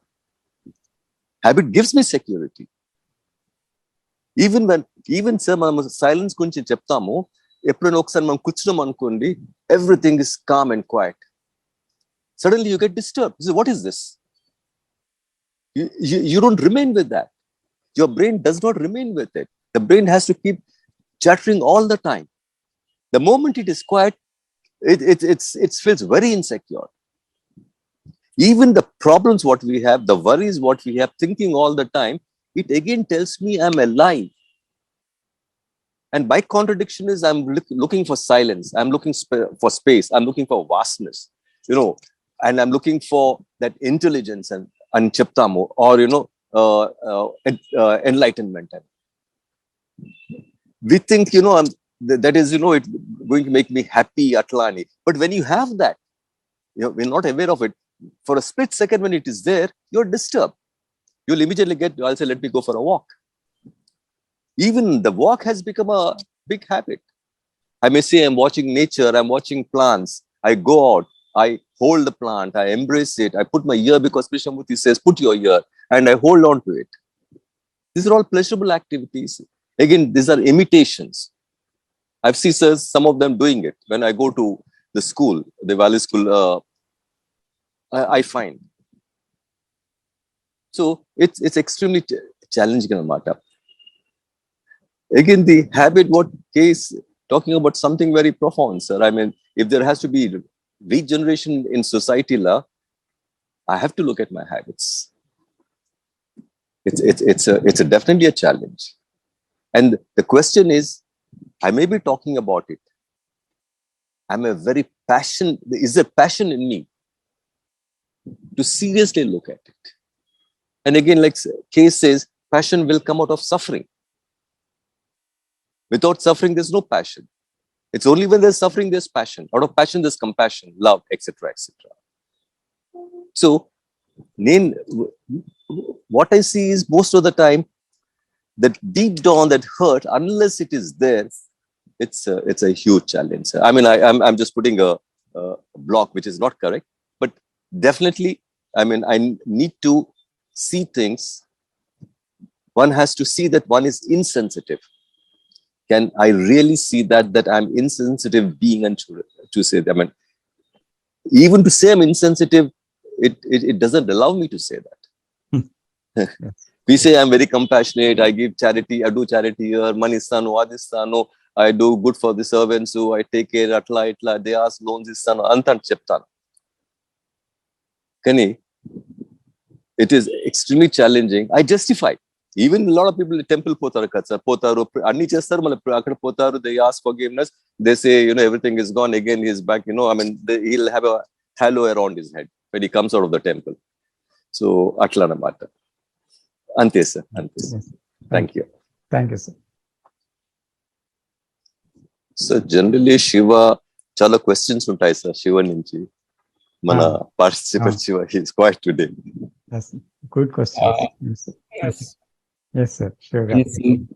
In simple, sir, ఇక్కడ main నాకు అనిపించింది conflict is very important and simple to start. Conflict రాకుండా చూసుకోవాలి అనిపిస్తుంది sir. Conflict రావద్దు అనేది కూడా ఇంకో కాన్ఫ్లిక్ట్. అది అప్పుడు తర్వాతకి మనకు సైలెంట్ కానీ అటెన్షన్ కానీ అన్ని స్టార్ట్ అయిపోతుంది. అది అని నా అబ్జర్వేషన్ సార్. కాన్ఫ్లిక్ట్ రాకుండా చూసుకోవాలి అనుకోవడంలో మరో కాన్ఫ్లిక్ట్ ఉంది కదా. అవును సార్. అందుకని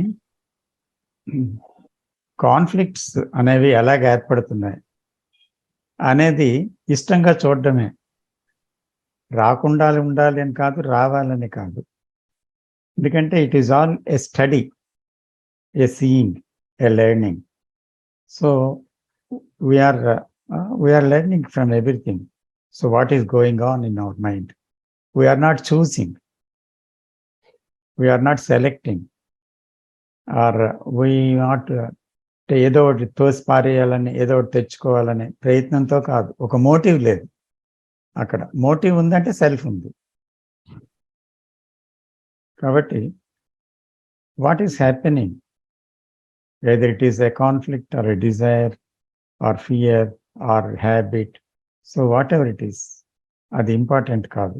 but whatever is happening, can we see that without any motive, just to watch.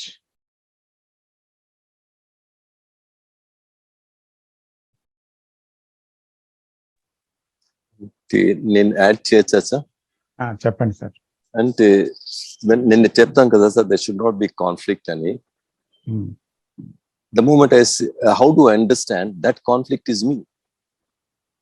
The conflict is not separate from me. So the moment I say I don't want conflict, I should do something about it, there's fragmentation, there's a division.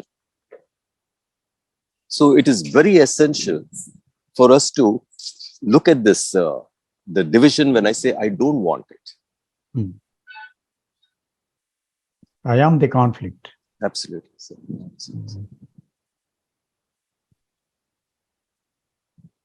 Yes.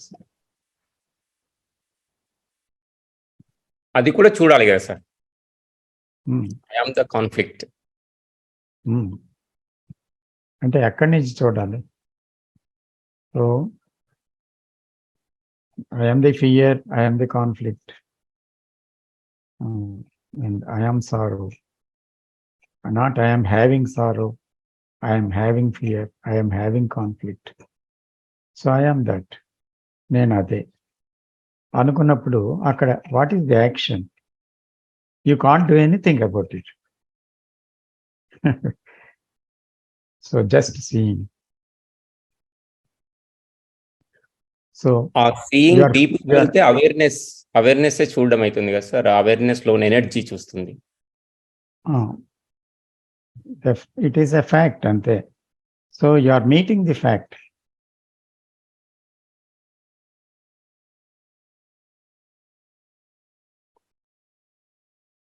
And in that attention, there is no time. There is no separation.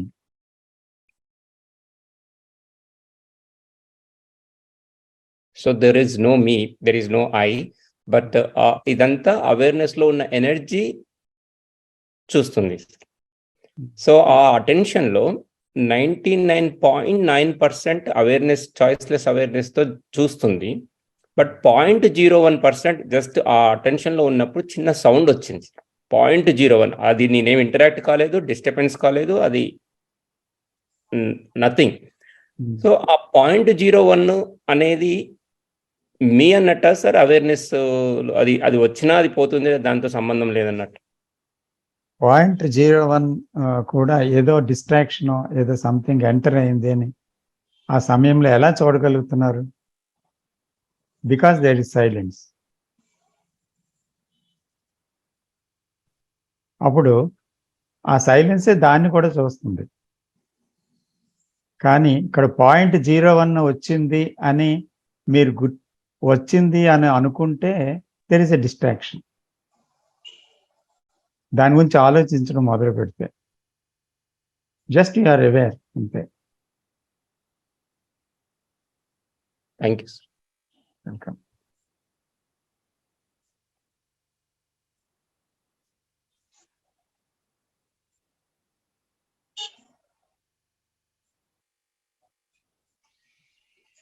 Awareness ని చూసేటప్పుడు sir ఎక్కువ మనం concentration పెట్టడం వల్ల so మనకి అది ఆ meditating feeling లోకి వెళ్ళలేకపోతాం సార్. అది ఫోకస్డ్ గా ఉండిపోతుంది మైండ్ సెట్.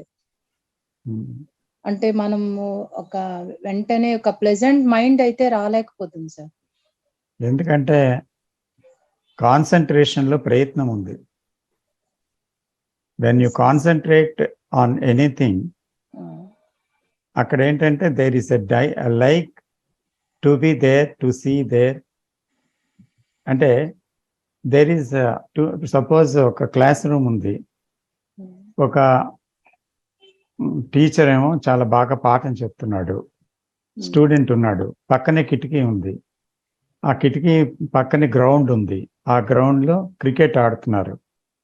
ఈయన మాటికి తల తిప్పి ఆ స్టూడెంట్ అటు చూస్తున్నాడు. టీచర్ ఏమో గట్టిగా గతమాయించి, నువ్వు క్లాస్లో సరిగా వినకపోతే నువ్వు ఫెయిల్ అవుతావు, నా వైపు చూడు అంటున్నాడు. సో అక్కడ అప్పుడు అతను ఆ టీచర్ చెప్తున్న దాని మీద ఏకాగ్రత పెట్టడానికి ఒక ప్రయత్నం చేస్తున్నాడు. అంటే ఏంటి, ఇష్టం ఒకవైపు ఉంది, ఏకాగ్రత పెట్టడం ఒకవైపు ఉంది. అంటే అక్కడ ఏమైంది, ఆ ఏకాగ్రతలో ఒక ఎఫర్ట్ ఉంది, ఆ ఎఫర్ట్లో కాన్ఫ్లిక్ట్ ఉంది.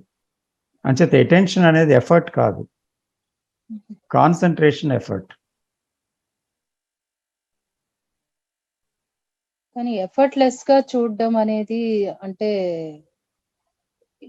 పెద్ద ప్రాబ్లం వచ్చినప్పుడు మనం ఎఫర్ట్లెస్ గా చూడలేకపోతున్నాం సార్. అంటే ఇది చూడాలి, లేకపోతే మనకి ఇది ఎక్కువ ప్రాబ్లం అయిపోతుంది, దీనివల్ల ఎక్కువ ఫేస్ చేయాల్సి వస్తుంది అనే మైండ్ సెట్ లోకి వెళ్ళిపోతుంది. అంటే నార్మల్ గా ఉన్నప్పుడు మనం చూడగలుగుతాం, కానీ ఏదైనా ప్రాబ్లం వచ్చినప్పుడు టక్మని చూడాలి అనే ఒక ఎఫర్ట్ అయితే వస్తుంది సార్. దానివల్ల మైండ్ అనేది స్ట్రక్ అవుతుంది తప్ప ఒక ప్లెజెంట్ మోడ్ లోకి రావట్లేదు. అంటే ఆ ప్రాబ్లంలో ఏమవుతుందంటే, ఇప్పుడు నేను అనేది ఎప్పుడు కూడా ఏదో ఒకటి దాని గురించి ఒక సెక్యూరిటీ కోరుకుంటుంది ఎల్లప్పుడు. ఈ don't want to be disturbed. So ఇమ్మీడియట్గా ఏంటవుతుందంటే రియాక్షన్ వస్తుంది. రియాక్షన్ వచ్చి దాని గురించి ఏదో ఒకటి చెయ్యాలని ప్రయత్నిస్తుంది అనమాట. సో ఏం చేసినా అది మళ్ళీ సెల్ఫ్, మళ్ళీ దాని గురించి గందరగోళంలో సంఘర్షణలో పడుతుంది. కాబట్టి అక్కడ ఎఫర్ట్ ఉంటుంది, అక్కడ కాన్ఫ్లిక్ట్ వస్తుంది, అక్కడ డివిజన్ ఉంది, ఇవన్నీ ఉన్నాయన్నమాట. సో సెల్ఫ్ ఏం చేస్తుంది, వెంటనే అది గుర్తించి దాంట్లో ఉండకూడదు, దాని నుంచి బయటపడాలని ఆలోచన ప్రారంభమవుతుంది. ఎంత ఆలోచిస్తుందో అంత బలంగా దాంట్లో లీనమైపోతుంటుంది.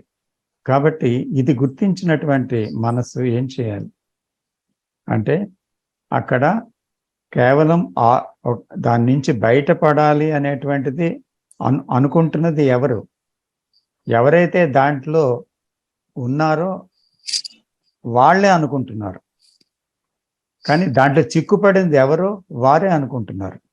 కాబట్టి మనసు ఏం చేస్తుందంటే తానే చిక్కుముడి వేసుకుంటుంది, తానే విప్పాలనుకుంటుంది, కానీ విప్పడం దానికి తెలియదు. ఎందుకంటే గతము అనుభవాల ద్వారా, గత జ్ఞానం ద్వారా చిక్కుముడి వేసుకుంటుంది.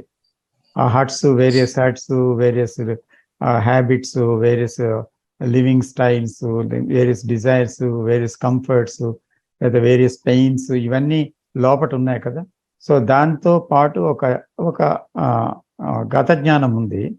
సో దీని నుంచి ఒక రియాక్షన్ వస్తుంది అనమాట. ఇది చెయ్యాలి, ఇది ఉండాలి, ఇది ఉండకూడదు, ఇది కావాలి, ఇది వద్దు అని.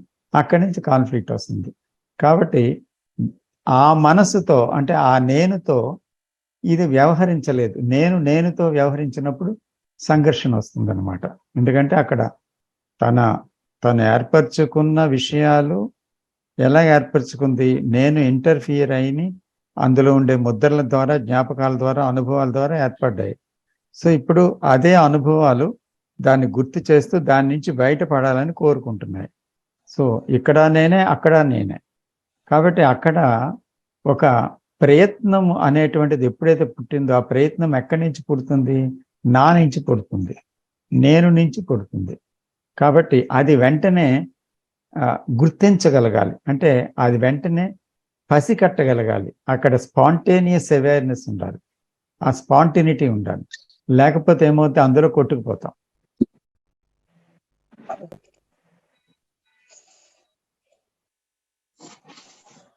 చిన్న పాయింట్ యాడ్ చేయాలి సార్, నా ఎక్స్పీరియన్స్ ఇక్కడ. Okay please. ఇలా పెద్ద ప్రాబ్లం వచ్చినప్పుడు నిన్ను బిగినింగ్ లో చూడగలిగితే మాత్రం సింపుల్ అయిపోతుంది సార్. ఇక మిడిల్లో కానీ ఎండింగ్ లో అంటే ఇక ఆప్షన్ ఉండట్లేదు సార్. ఆ బిగినింగ్ లో చూడాలి అంటే ఆ అటెన్షన్ మొమెంట్ టు మొమెంట్, ఒక డాక్టర్ హార్ట్ ఆపరేషన్ చేస్తున్నప్పుడు ఎంటైర్ అటెన్షన్ ఎలా ఉంటుందో, మనం సింపుల్ గా ఉన్నప్పుడు కూడా ఆ అటెన్షన్ ఉండాలి, ఉంటేనే అది బిగినింగ్ లో చూడడం అవుతుంది సార్. కరెక్టేనా సార్ మా అండర్స్టాండింగ్? అంటే ఏ విషయమైనా అది పూర్తి స్థాయిలో ఒక్క నిమిషం వేగంగా దాని యొక్క వేగం అందుకున్నప్పుడు అక్కడ చూడటం జరగదు. మీరు చెప్పినట్టు అది బిగినింగ్ లో మాత్రమే చూడటం సాధ్యమవుతుంది, లేకపోతే కొట్టుకుపోవడం అవుతుంది. సో కాబట్టి అలర్ట్ అవేర్నెస్ అంటున్నాం. సో అక్కడ స్పాంటేనిటీ ఉండాలి. అంటే అక్కడ ఆక్యుపైడ్ మైండ్తో యాంత్రికమైన మనసుతో జీవించే విధానంలో కొట్టుకుపోతున్న మనసులో ఆ శక్తి లేదు, ఆ స్పాంటేనిటీ లేదు కదా. ఈ నేను అనే ఇదితోనే మనం ఇంతకాలం జీవించాం కాబట్టి సడన్ గా ఏదన్నా వచ్చినప్పుడు ఆ స్పాంటినిటీ వెంటనే రావట్లేదు సార్. అంటే మనం ఈ విషయాలు ఎప్పుడైతే మనం ఈ విషయాలు తెలుసుకుంటున్నామో అప్పుడు ఒక ఎఫర్ట్ తో ట్రై చేస్తున్నాం అంతే స్టార్టింగ్. కానీ లాభం లేదు, ఆ ఎఫర్ట్ లాభం లేదు. దానివల్ల వీలు కాదు. స్పాంటినిటీ రావాలంటే ఈ నేనుని మనం చాలా తెలుసుకొని ఉండాలి. అంటే ముఖ్యంగా ది వెరీ ఆక్యుపైడ్ మైండ్, ఏ అవసరము అనవసరము అనే విషయం లేకుండా ప్రతిదీ రిజిస్టర్ చేసుకొని ప్రతి దాంతో ఆక్యుపై అయిపోయి 1,500,000 విషయాలు మనసులో పెట్టుకొని లోడ్ అయిపోయిన మనసు ఎలాగ తక్షణం చూడగలదు? అంతే, ఇది ఖాళీ అవ్వాలి. ఖాళీ అవ్వాలంటే ఎప్పటికప్పుడే ప్రతి విషయం మీద ఎరుకతో జీవించాలి. ఇంకోటి ఏమంటే సార్, ఐఎమ్ కండిషన్డ్ అన్నమాట for solutions. I am conditioned for answers. Functionally, yes, there are answers, there are solutions, but it turns into psychological. That is very essential what Krishnamurti is talking most of the time. ఇప్పుడు నేను ఒక పులిని చూస్తాను, నేను అంటాను నేను పరిగెత్తాలా ఎక్కడిపోవాలని అంటానా, immediately there's an action. Danger ఉంది, there's an action. పాంప్ కనిపిస్తుంది, there's an action. And ladies sir వాళ్ళు జిల్ల పురుగులు చూస్తే ఇమీడియట్ గా దుంకేస్తారు. Ladies, cockroaches, when they see, immediate reaction anamata. So some ladies, I mean quite a few ladies. So they don't say I should do this, Adi. So K is talking about when I face a danger, there is no thought, there's only action. I mean, this is an example we are giving. So when I'm looking for solutions, when I say how it should be done, how much time it's going to take, what I should do, that is all in time. Now I have to see if functionally it is required. A doctor has to perform. I mean, doctor has to concentrate. I mean, it also becomes, for a doctor also, it becomes habit. So surgery also becomes habit. Initially maybe, but if there are doctors who say they have performed 100, 200 surgeries, it's just a habit for them. So again, we need to look at these things seriously, and then functionally that is perfectly all right. Can I see how it turns into psychological? That is what is essential, I think, sir, to look at. Yes. ఇక్కడ ఏమవుతుందంటే physical things లో ఇప్పుడు ఇలా bus వస్తుందంటే దానికి ఆలోచించి పక్కకి వెళ్ళిపోని అక్కర్లేదు, వెంటనే పక్కకి వెళ్ళిపోతాను. బస్సు మీదకి వస్తుంటే పాము వస్తుంటే తప్పించుకుంటాను, అది వేరే విషయం. అయితే ఎందుకు, I have seen the danger of it. అలాగే ఒక గట్టర్ ఉంది, చూస్తూ అడుగు పెట్టలేను, పక్కకి వెంటనే ఆలోచించకుండా అడుగు పక్కన పడుతుంది, దాని మీద పడదు. ఎందుకు గట్టర్ మీద పడదు? అసహ్యం, దాని మీద పెట్టలేను. సో అలాగా when I see the life's events లో ప్రమాదం అనేది సైకలాజికల్గా ఇది ప్రమాదకరమైనది, అసహ్యకరమైనదని మన డైలీ లైఫ్లో ఆ ప్రమాదాన్ని, ఆ అసహ్యతని, ఆ థాట్లో ఉండేటువంటి ఒక సూపర్ఫిషియాలిటీని, తర్వాత దాని ఇల్యూషన్ని మనం డైరెక్ట్గా చూడటం లేదు. సో అలా చూసినట్టయితే యాక్షన్ కూడా ఇమీడియట్గా ఉంటుంది, అలా చూడగలిగితే. ఫిజికల్ థింగ్స్లో ఆ ఇంటెలిజెన్స్ ఉంది, కానీ సైకలాజికల్ థింగ్స్లో ఇంటెలిజెన్స్ లేదు. సో మనకు చాలా క్లెవర్నెస్ ఉంది, బట్ స్పాంటేనియస్ ఇంటెలిజెన్స్ లేదు.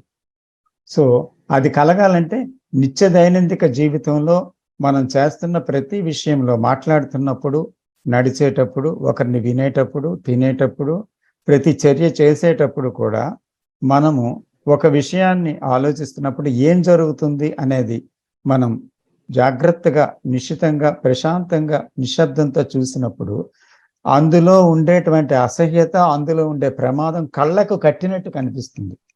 అప్పుడు ఆ ప్రమాదంలో జీవించలేము. It is then and there is a death for that. There is no trying for that.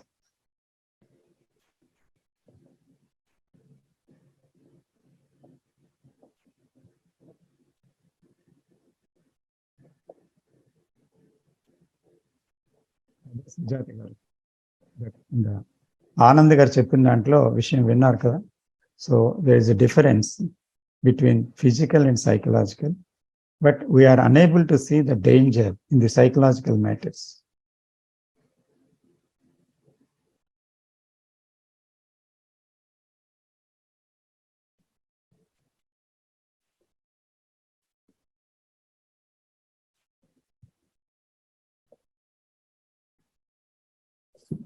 అంటే నేను ఒక స్నేక్ ఎగ్జాంపుల్ ఇచ్చినాను సార్. అది అంటే మనకు చెప్తారు, పేరెంట్స్ చెప్తారు, వేరే చెప్తారు, ఇట్లా స్నేక్ కుట్టింది, వాళ్ళు చనిపోయిన అట్లా ఇట్లా. I mean it's also it's come from my parents, families, friends అదంతా. కానీ ఒక విలేజ్ రాజస్థాన్ లో ఉంది సార్. Their entire village they live with snakes. There is the snake is sleeping on the bed, the children are playing. So far, and it's even today, like it's all difficult to believe, can it be like that? Children are playing with it. In fact, when Google type just say village, snake village, and anybody can see it. I cannot believe, it's impossible to believe. చిన్న పిల్లలు ఆడుతూ ఉన్నారు, వాళ్ళు పోతారు, ఆ బెడ్లు ఉంటే తీసి కిందేస్తారు, వాళ్ళు పడుకుంటారు అట్లా. అంటే మన we are so strongly conditioned that snake is dangerous అని. So that is the moment you see that you want to kill it. And there is this ఇంకో కాంట్రడిక్షన్ ఏమంటే సార్, ఆ స్నేక్స్ మేము వర్షిప్ చేస్తాం. సేమ్ థింగ్ మనం హనుమాన్ కి worship చేస్తాము, ఆ కోతుల్ని చంపుతాం. అంటే the contradictions in our life, in our life అని. Any contradiction, everything I do is there is a contradiction. I say something, I do something else. And because I give a snake example, it's just, sir, so cheppeki it's not dangerous ani. Ante we are giving that example, what is generally happening. Absolutely. Somewhere it is extraordinary, but what generally is happening. True.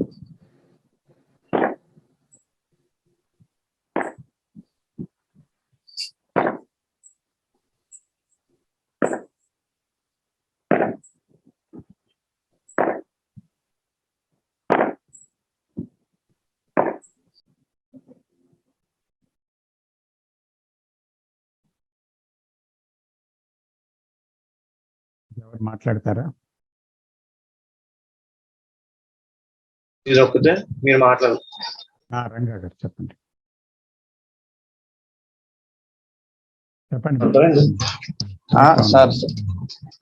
Sir ఏం లేదండి.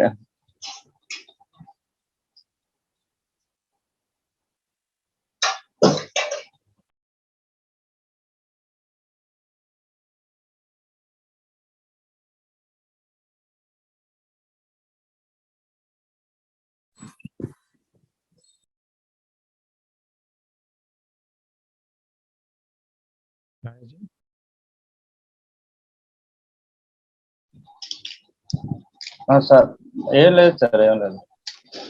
సరే sir. ఛాయ గారు.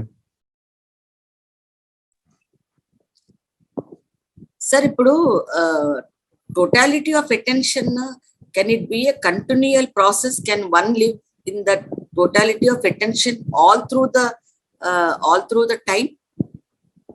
Not at all.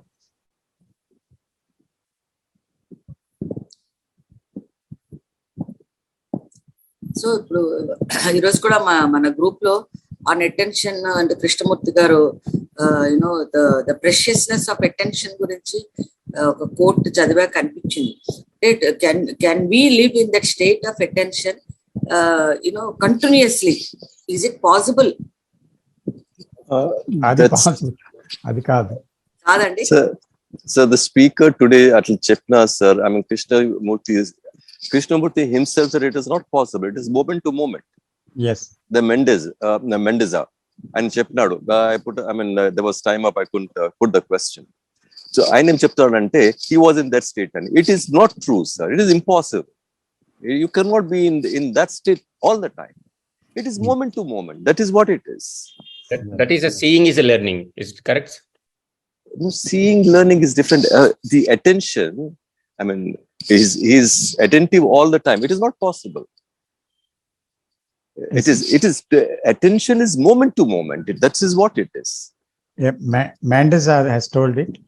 అవును sir అని చెప్పినాడు. I mean, I don't know how. Michael Mendes ఈ రోజు morning indoor JK circle వాళ్ళ గ్రూప్ సార్.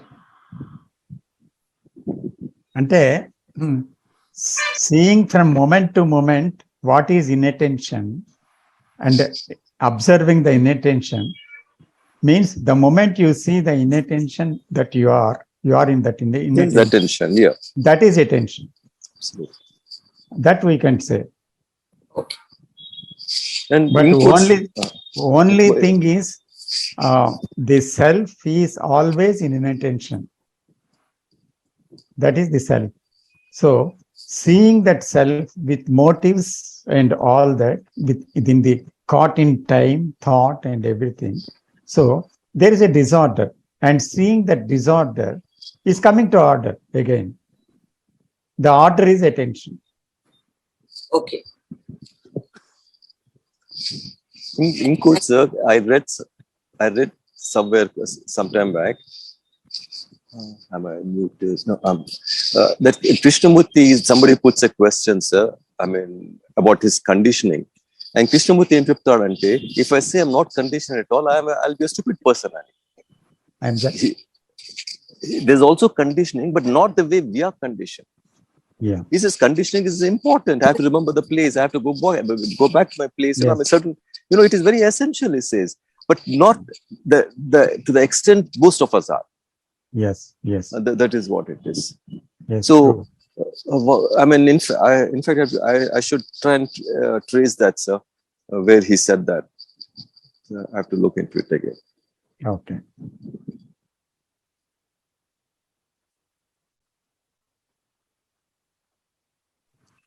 మాస్టర్జీ, మీరు కృష్ణమూర్తి గారి ఈ బోధనలు గత 40 సంవత్సరాలుగా ఈ బోధనలో ఈ దీంట్లో ఉన్నారు కదా.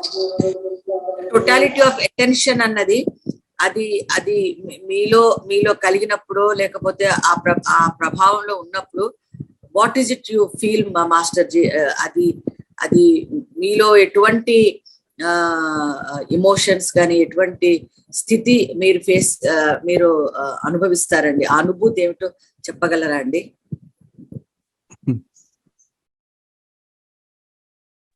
When there is attention, I am not there.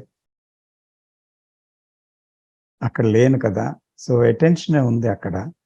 Attention నుంచి బయటకు వచ్చిన తర్వాత అటెన్షన్ గురించి ఏదైతే మెమరీ ఉందో ఆ మెమరీని చెప్తే అది అటెన్షన్ కాదు కదా. Okay, very nice answer sir. Very very nice. That is living the J K teaching అని. Very nice.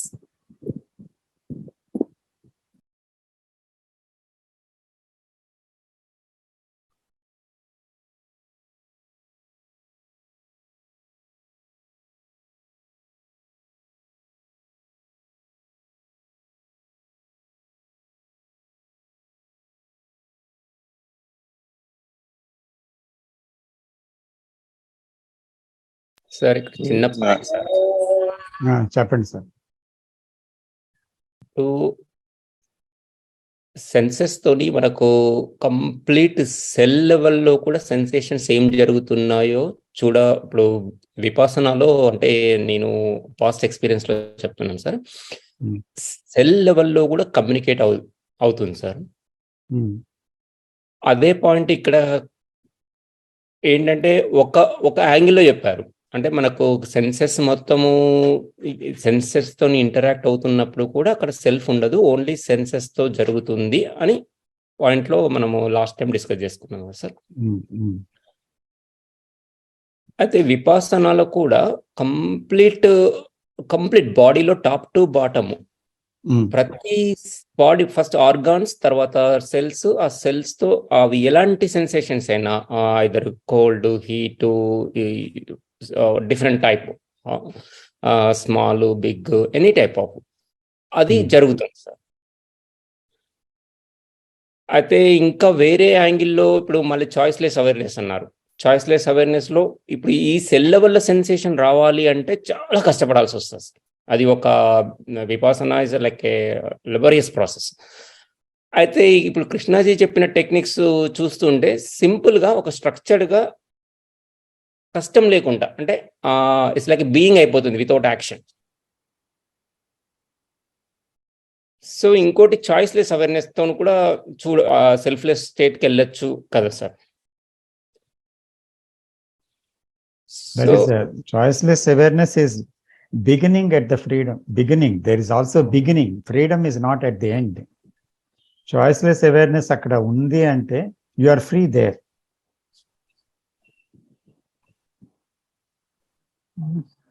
మరి అప్పుడు ఈ సెన్సెస్ కు దానికి సంబంధం, ఇప్పుడు సెన్సెస్ లో ఒక రకమైన మనం చూస్తున్నాం మనము ఎలా మన సెల్ లెవెల్లో కానీ బాడీలో కానీ మనము we can feel that sensation.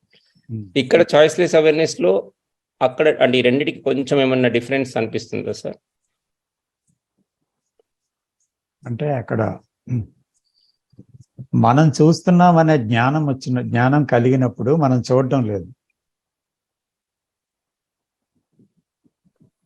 అంటే మనం చూస్తున్నాం అనేటువంటి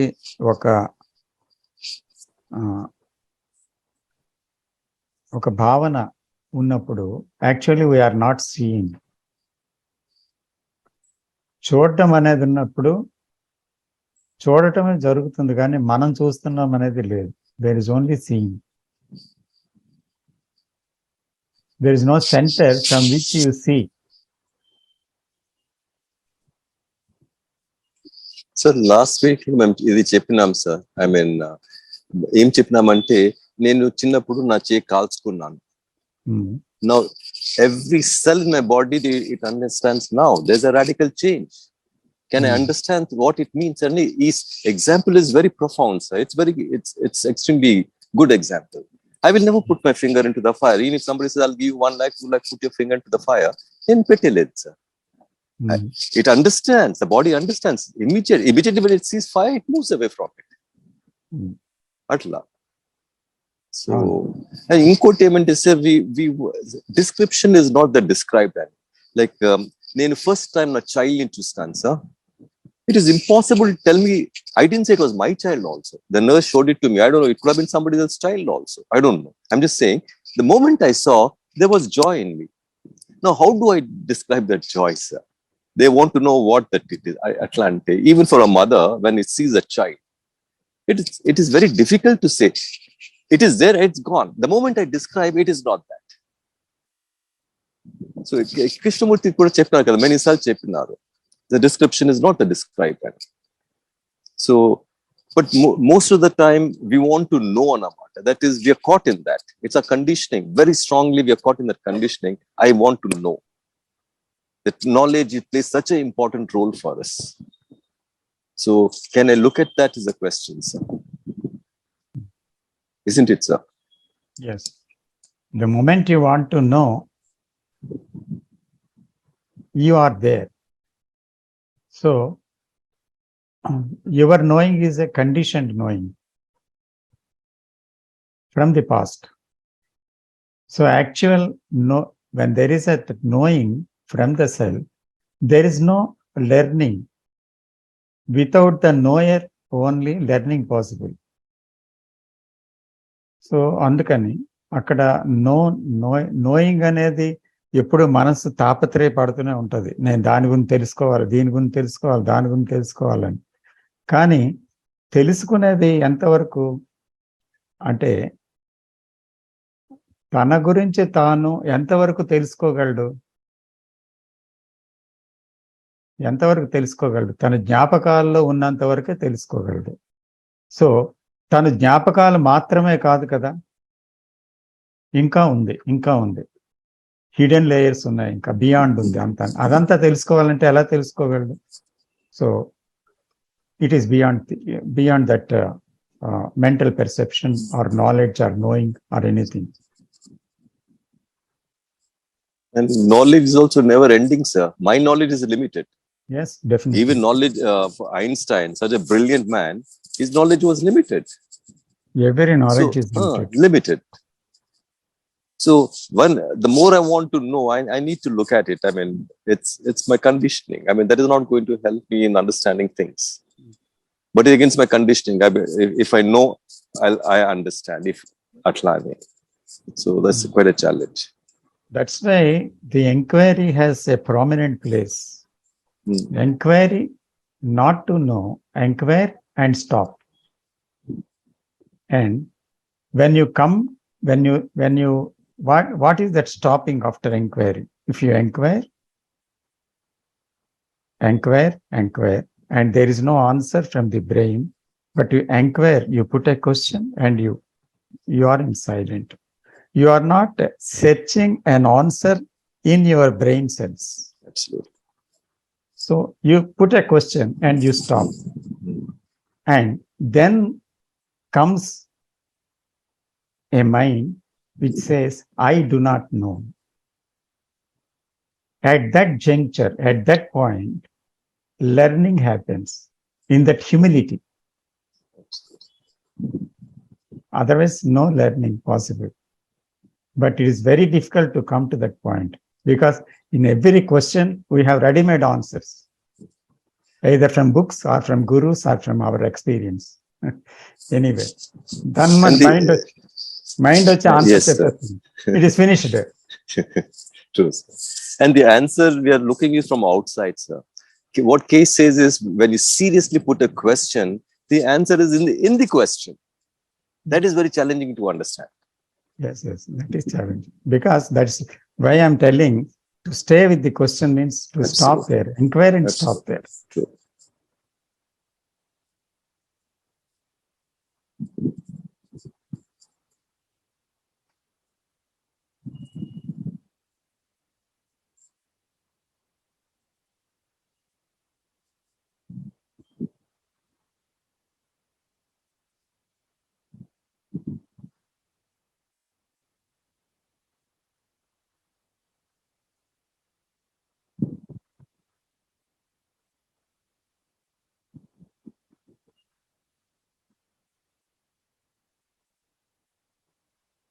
మాట్లాడతారండి.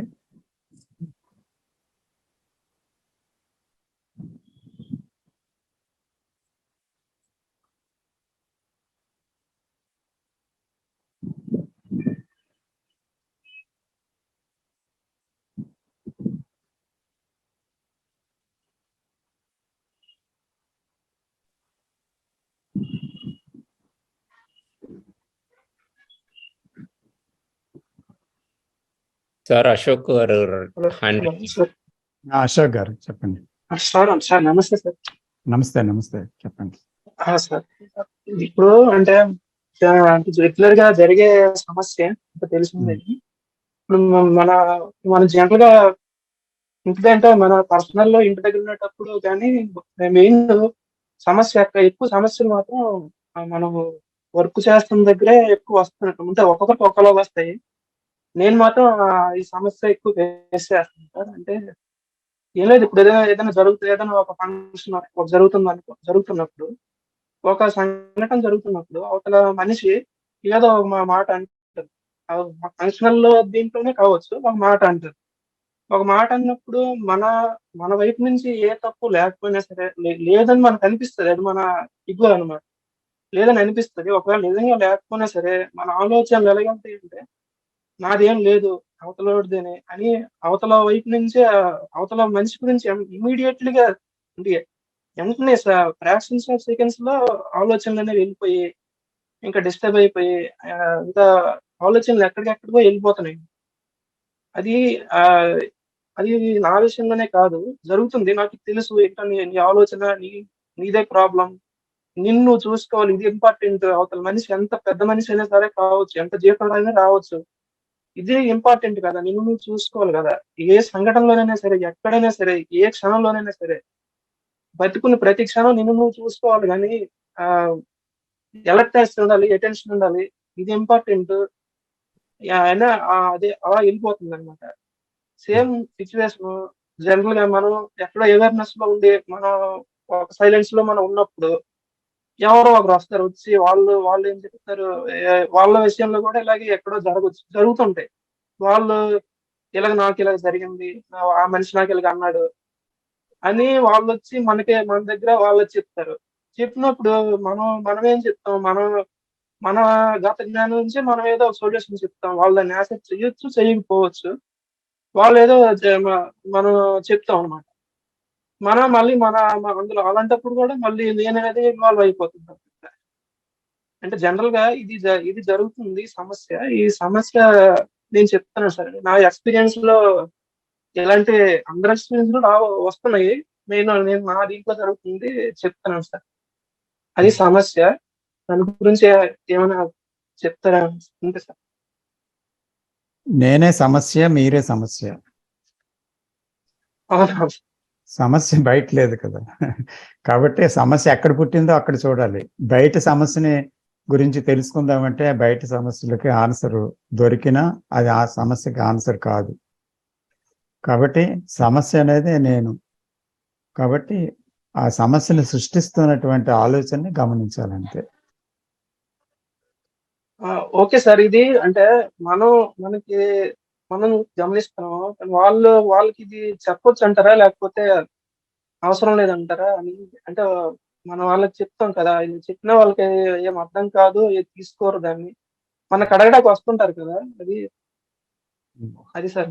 ఎవరైనా అడిగితే దాని గురించి తెలుసుకోవాలనిపిస్తే మీరు చెప్పొచ్చు. అవును. లేదా అంటే ఎవరికైనా అందులో ఇంట్రెస్ట్ లేకపోతే ఈ విషయం గొప్పదని మీకు తెలిసినా చెప్పడం వల్ల ఏ ప్రయోజనం లేదు. పైగా దానికి కాంట్రడిక్ట్గా మాట్లాడతారు. దానివల్ల ఉపయోగం అవును.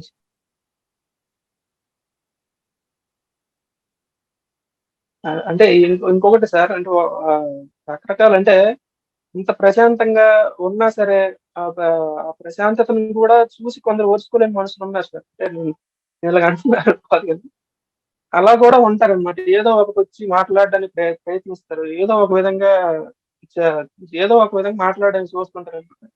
అదే కదా అది హ్యూమన్, మనకే మాట్లాడడం ఇష్టం ఉండదు. అదే కదా హ్యూమన్ కాన్షియస్నెస్. అంటే మనస్సు పనిచేసే విధానమే అది. కాబట్టి అందరిలో అసూయ ఉంటుంది, ద్వేషం ఉంటుంది, భయం ఉంటుంది, గందరగోళం ఉంటుంది. మనం అక్కడి నుంచి బయటగా మనం లేము, మనం కూడా అందులో ఉన్నాము. కాబట్టి అది ఒక మానవ చైతన్యం నుంచి వస్తున్న విషయం అది. సో నేను వేరుగా ఉన్నాను అని అనుకోకుండా మనం దాన్ని చూడాలి. సార్ ఇంకొకటి అంటే నేను చేస్తున్న తప్పు అని అనిపిస్తుంది, నాకు మామూలుగా అడగకూడదు తెలియట్లేదు, అడుగుతున్నాను. పొద్దున్న డైలీ రన్నింగ్ వెళ్తాను సార్, రన్నింగ్ చేస్తూ ఉంటాను. పొద్దున్న ప్రవచనాలు వింటూ చేస్తుంటాను సార్. నాకు చాలా ఆనందంగా అనిపిస్తుంటాను. నేను గరికపాటి గారి ప్రవచనాలు వింటాను ఎక్కువ. ఆయన కృష్ణమూర్తి గారి గురించి అప్పుడప్పుడు చెప్తుంటారు. ప్రతి ప్రసంగం నేను చాలా విన్నాను. మధ్య మధ్యలో కూడా చెప్తుంటారు కృష్ణమూర్తి గారి గురించి. మాక్సిమం ప్రసంగాలు 90% ప్రసంగాలు, ప్రతి ప్రసంగంలో కూడా సార్ కృష్ణమూర్తి గారి గురించి చెప్తుంటారు సార్. నాకు చాలా బాగా అనిపిస్తుంది. నేను మాత్రం చాలా ఇంప్రెస్ అయ్యాను సార్. నాకు నా జీవితం మీద బాగా ఈ అఫెక్షన్ చూపించింది మాత్రం కృష్ణమూర్తి గారు, గరికపాటి గారు, మీరు సార్. నేను చెప్తున్నాను, ఆ దీంట్లో వెళ్తున్నాను. నాకు అది ఒక అలవాటు కిందే మారింది. కానీ అది అలవాటని మంచి అలవాటే కదా, ప్రాబ్లం ఏం లేదు కదా, నాకు ఏమి దానివల్ల ఇది లేదు, ఎవరికి ఏం ప్రాబ్లం లేదు కదా అని అనిపిస్తుంది. ఇంకొకటి ఏంటంటే, సిచ్యువేషన్ వచ్చేటప్పుడు కూడా అంటే అది అయిపోతుంది. మామూలుగా మనం బయట బయట మనం ఎరుకుల్లో ఉన్నప్పుడు కూడా ఏ గత జ్ఞానం కూడా మాక్సిమం రాదు. నేను ఆ ఎరుకులోనే ఉంటాను సార్. ఏమైనా డిస్టర్బెన్స్ ఏం లేదు కదా అని అనిపిస్తుంది. అది జస్ట్ ఒపీనియన్, జస్ట్ అడుగుతున్నా సార్. మంచి అలవాటైనా చెడ్డ అలవాటైనా అలవాటే. అవునవును. అలవాటులో యాంత్రికత్వం ఉంటుంది. కాబట్టి ఒకదానికి మీరు బైండ్ అవ్వద్దు. అంటే బైండ్ అయిపోతున్నారేమో చూసుకోవాలి, బౌండ్ అవుతున్నారేమో, ఒకదాన్ని ఫాలో అవుతున్నారేమో, ఇవన్నీ చూడాలి మీరు.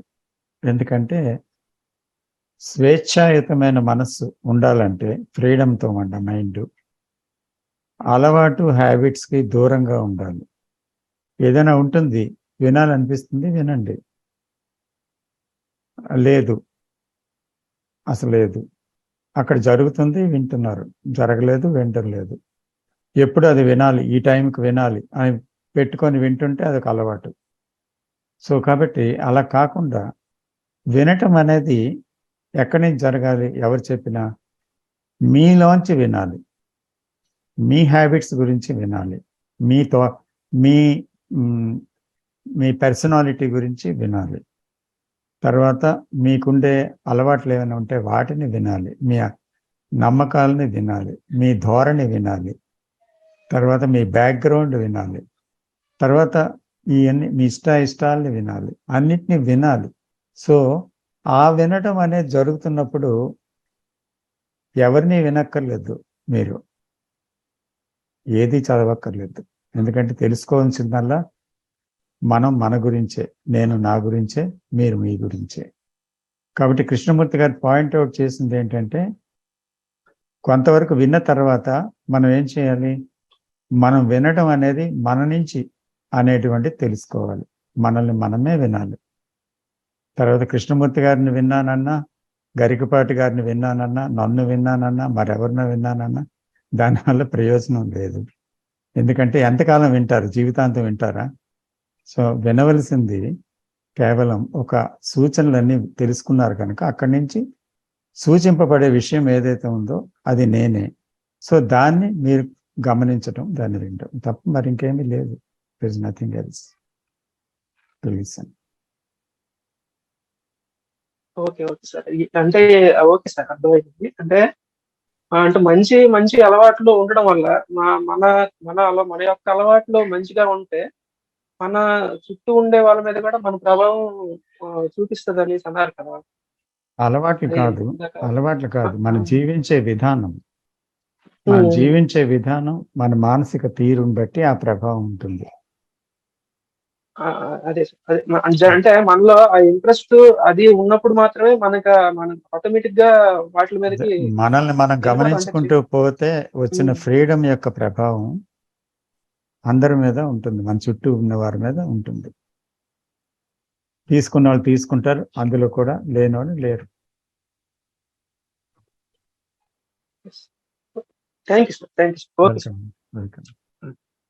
శివ గారు మాట్లాడతారా? హ్యాండ్ రైజ్ చేశారు. చిన్న పాయింట్ సార్, చెప్పండి. ఇప్పుడు అలవాట్లకు దూరంగా ఉండాలి అనేది కూడా ఒక అలవాటు లేదా ఒక కాన్ఫ్లిక్ట్ కింద, అంటే ఇనిషియల్గా అట్లా అనుకోవాలి, తర్వాత అలా అన్నా సార్ మీ అర్థం? అంటే అలవాట్ల వల్ల ఏం జరుగుతుంది అది చూడాలి. చూసిన తర్వాత అందులో జరుగుతున్న విషయం మన కళ్ళ కట్టినట్టు కనిపిస్తే అప్పుడు ఏం జరగాల జరుగుతుంది. జస్ట్ మన పార్ట్ ఏంటంటే only to see, to be aware, not mechanically going in life. అంటే ఒక మనసు ఒక యంత్రాంగం అన్నమాట, అది ఆలోచన యొక్క యంత్రాంగం. సో అది అలవాట్లో పోద్ది, నమ్మకాల్లో పోద్ది, ఎన్నెన్నో కండిషనింగ్స్లో పోతే అది కోపంలో, భయంలో, ఏదో దాంట్లో పోతుంది. అంటే ప్రతిదీ కూడా చరివితచరణంగా జరుగుతుంది కదా, కోపం కానీ, భయం కానీ, ఆందోళన కానీ ఏదైనా వస్తుంది కదా. సో దాన్ని చూడటం ఎంత అవసరమో మనం కనుక్కున్నాం కనుక చూస్తున్నాం అంతే.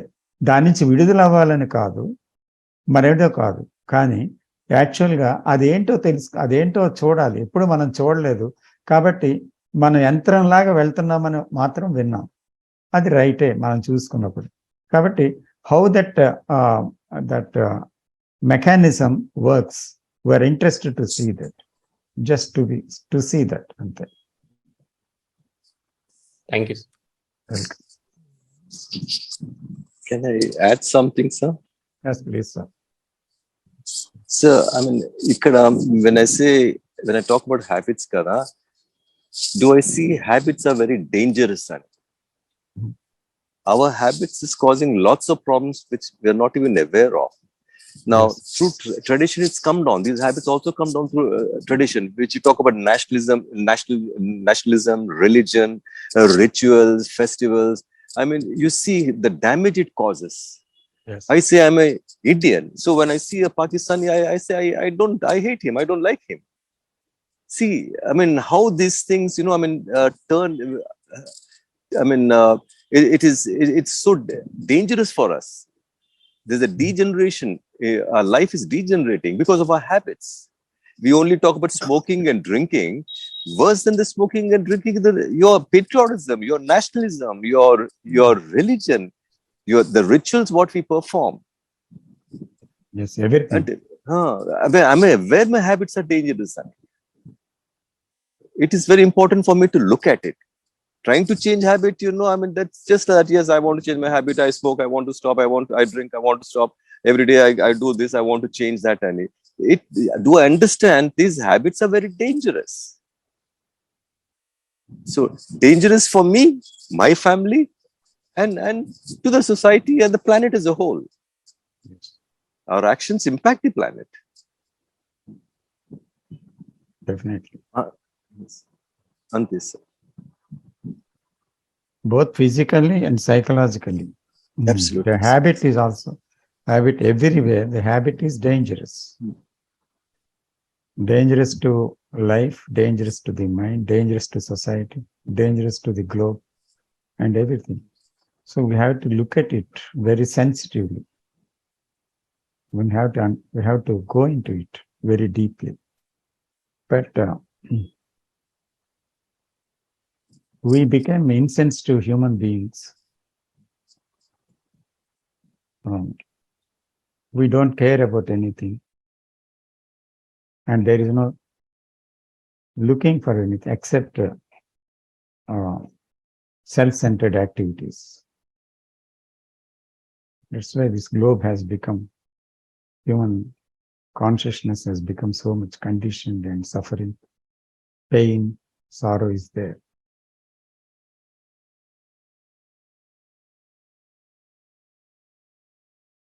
Habit also brings a division.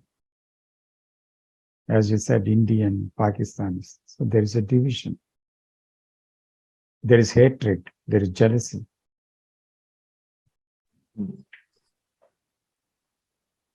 All linked with one another. The habit means not a habit, but these are all things which are linked with. So, shall we continue or stop? Anybody else to share their thoughts, sir? Understandings?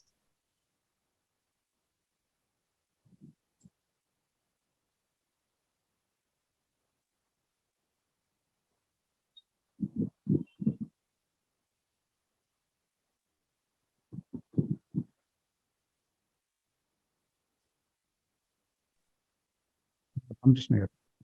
Yes, sir. Can you hear, sir? చెప్పండి sir please. అందరికీ నమస్కారం అండి. చాలా చక్కగా జరుగుతుంది. నేను రెండు కింద చూస్తున్నాను సార్. ఒకటి, హ్యాబిట్స్ తో ఉన్నవాళ్ళు పెర్సే ఎవరైతే ఉన్నారో వాళ్ళకి హ్యాబిట్స్ ఉన్నారు ఒకటి. రెండోది ఆయన పీర్ గ్రూప్, ఆయన ఫ్యామిలీ మెంబర్స్ అనండి, లేదా ఆఫీస్లో అనండి, లేకపోతే సొసైటీలో అనండి, ఇలా హ్యాబిట్స్ తో ఉండడం వల్ల అతను ఎటువంటి సిచ్యువేషన్ క్రియేట్ చేస్తున్నారు పీర్ గ్రూప్ లో. ఇందాక డాక్టర్ సుజాత గారు అడిగినట్టు వాళ్ళు ఎటువంటి పొజిషన్ లో ఉండి, డాక్టర్ రామకృష్ణ గారు చాలా చక్కగా వివరించారు. ఇందులో ఇంతకుముందు కూడా ఒక లేడీ వచ్చారు, వైదేహిరణ్య గారు, హైదరాబాద్ నుంచి కూడా ఒక. సో మనము హ్యాబిట్స్ తో ఉన్న వ్యక్తి మన ఫ్యామిలీ మెంబర్ అయితే అది రియల్ గా పెద్ద ట్రాజడీ. దాన్ని ఏ విధంగా మనం దాన్ని అడ్రస్ చేస్తున్నాము అనే అంశంలో లవ్ అండ్ ఎఫెక్షన్ తో కనుక ఆమె ఒక అవగాహనతో కనుక దాన్ని అడ్రస్ చేసినట్టయితే అది తప్పకుండా అతనిలో కూడా మార్పు కలుగుతుంది. అలా కాకుండా ఒక కాన్ఫ్రంటేషన్ అప్రోచ్ అయ్యేటప్పటికి ప్రాబ్లం సాల్వ్ కాదు.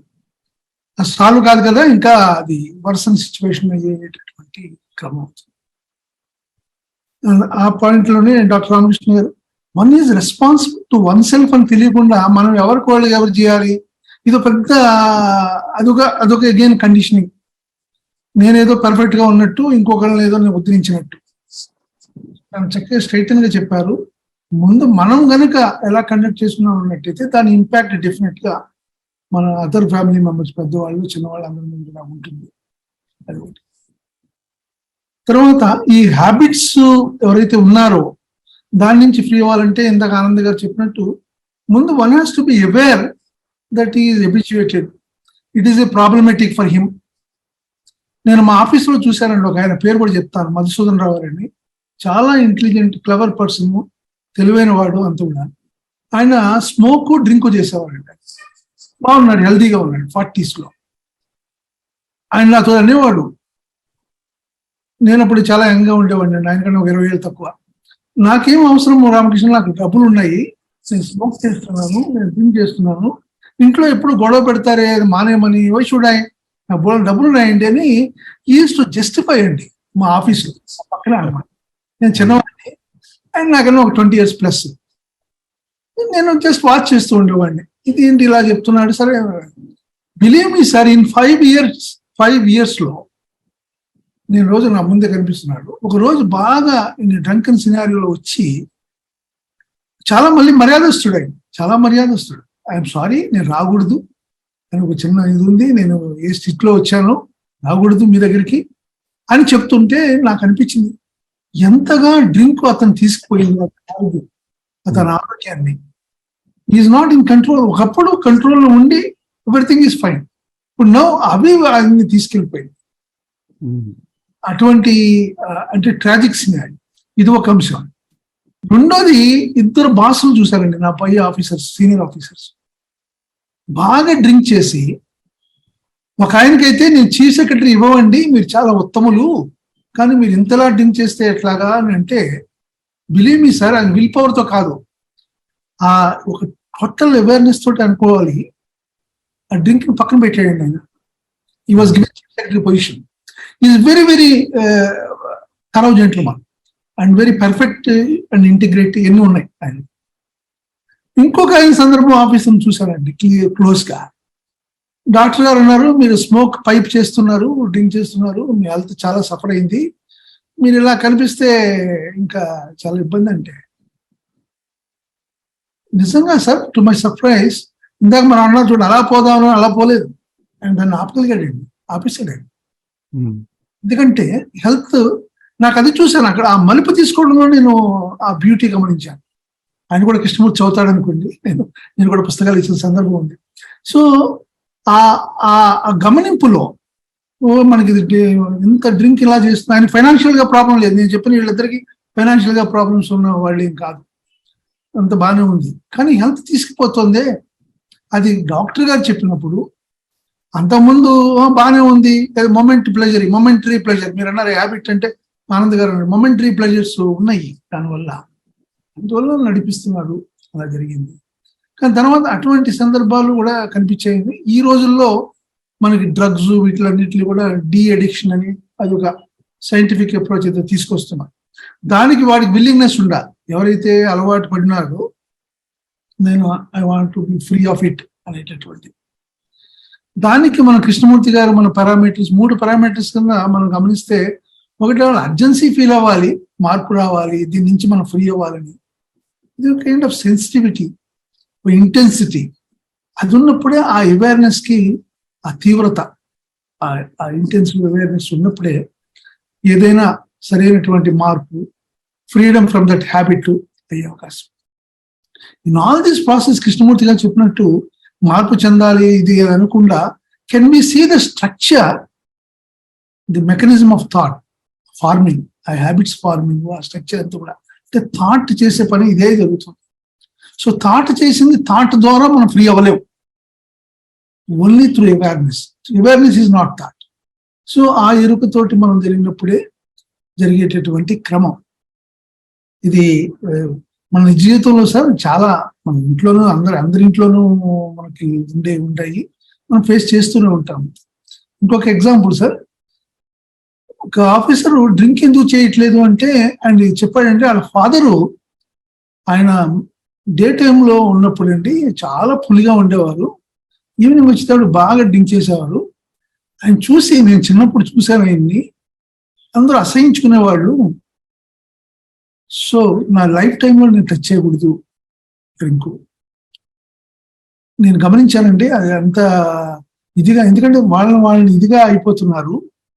అంటే ఈ కృష్ణమూర్తి గారు అందుకనే చూడండి, అవుట్వర్డ్ చూడండి, మొత్తం అన్ని చోట్ల చూడండి, అలాగే ఇన్వర్డ్ కూడా చూడండి అంటూ ఒకసారి డ్రింక్ గురించి మాకు చెప్తూ, డ్రింక్ ఎలా ఉంటుందో మళ్ళీ దాన్ని మీరు తీసుకుని చూడాలా అండి అని కూడా అంటాడు కృష్ణమూర్తి గారు. సో మనకు ఆ సెన్సిటివ్నెస్ కనుక ఉన్నట్టయితే ఆ అంశాలతోటి అసలు జీవితానికి ఏం కావాలి?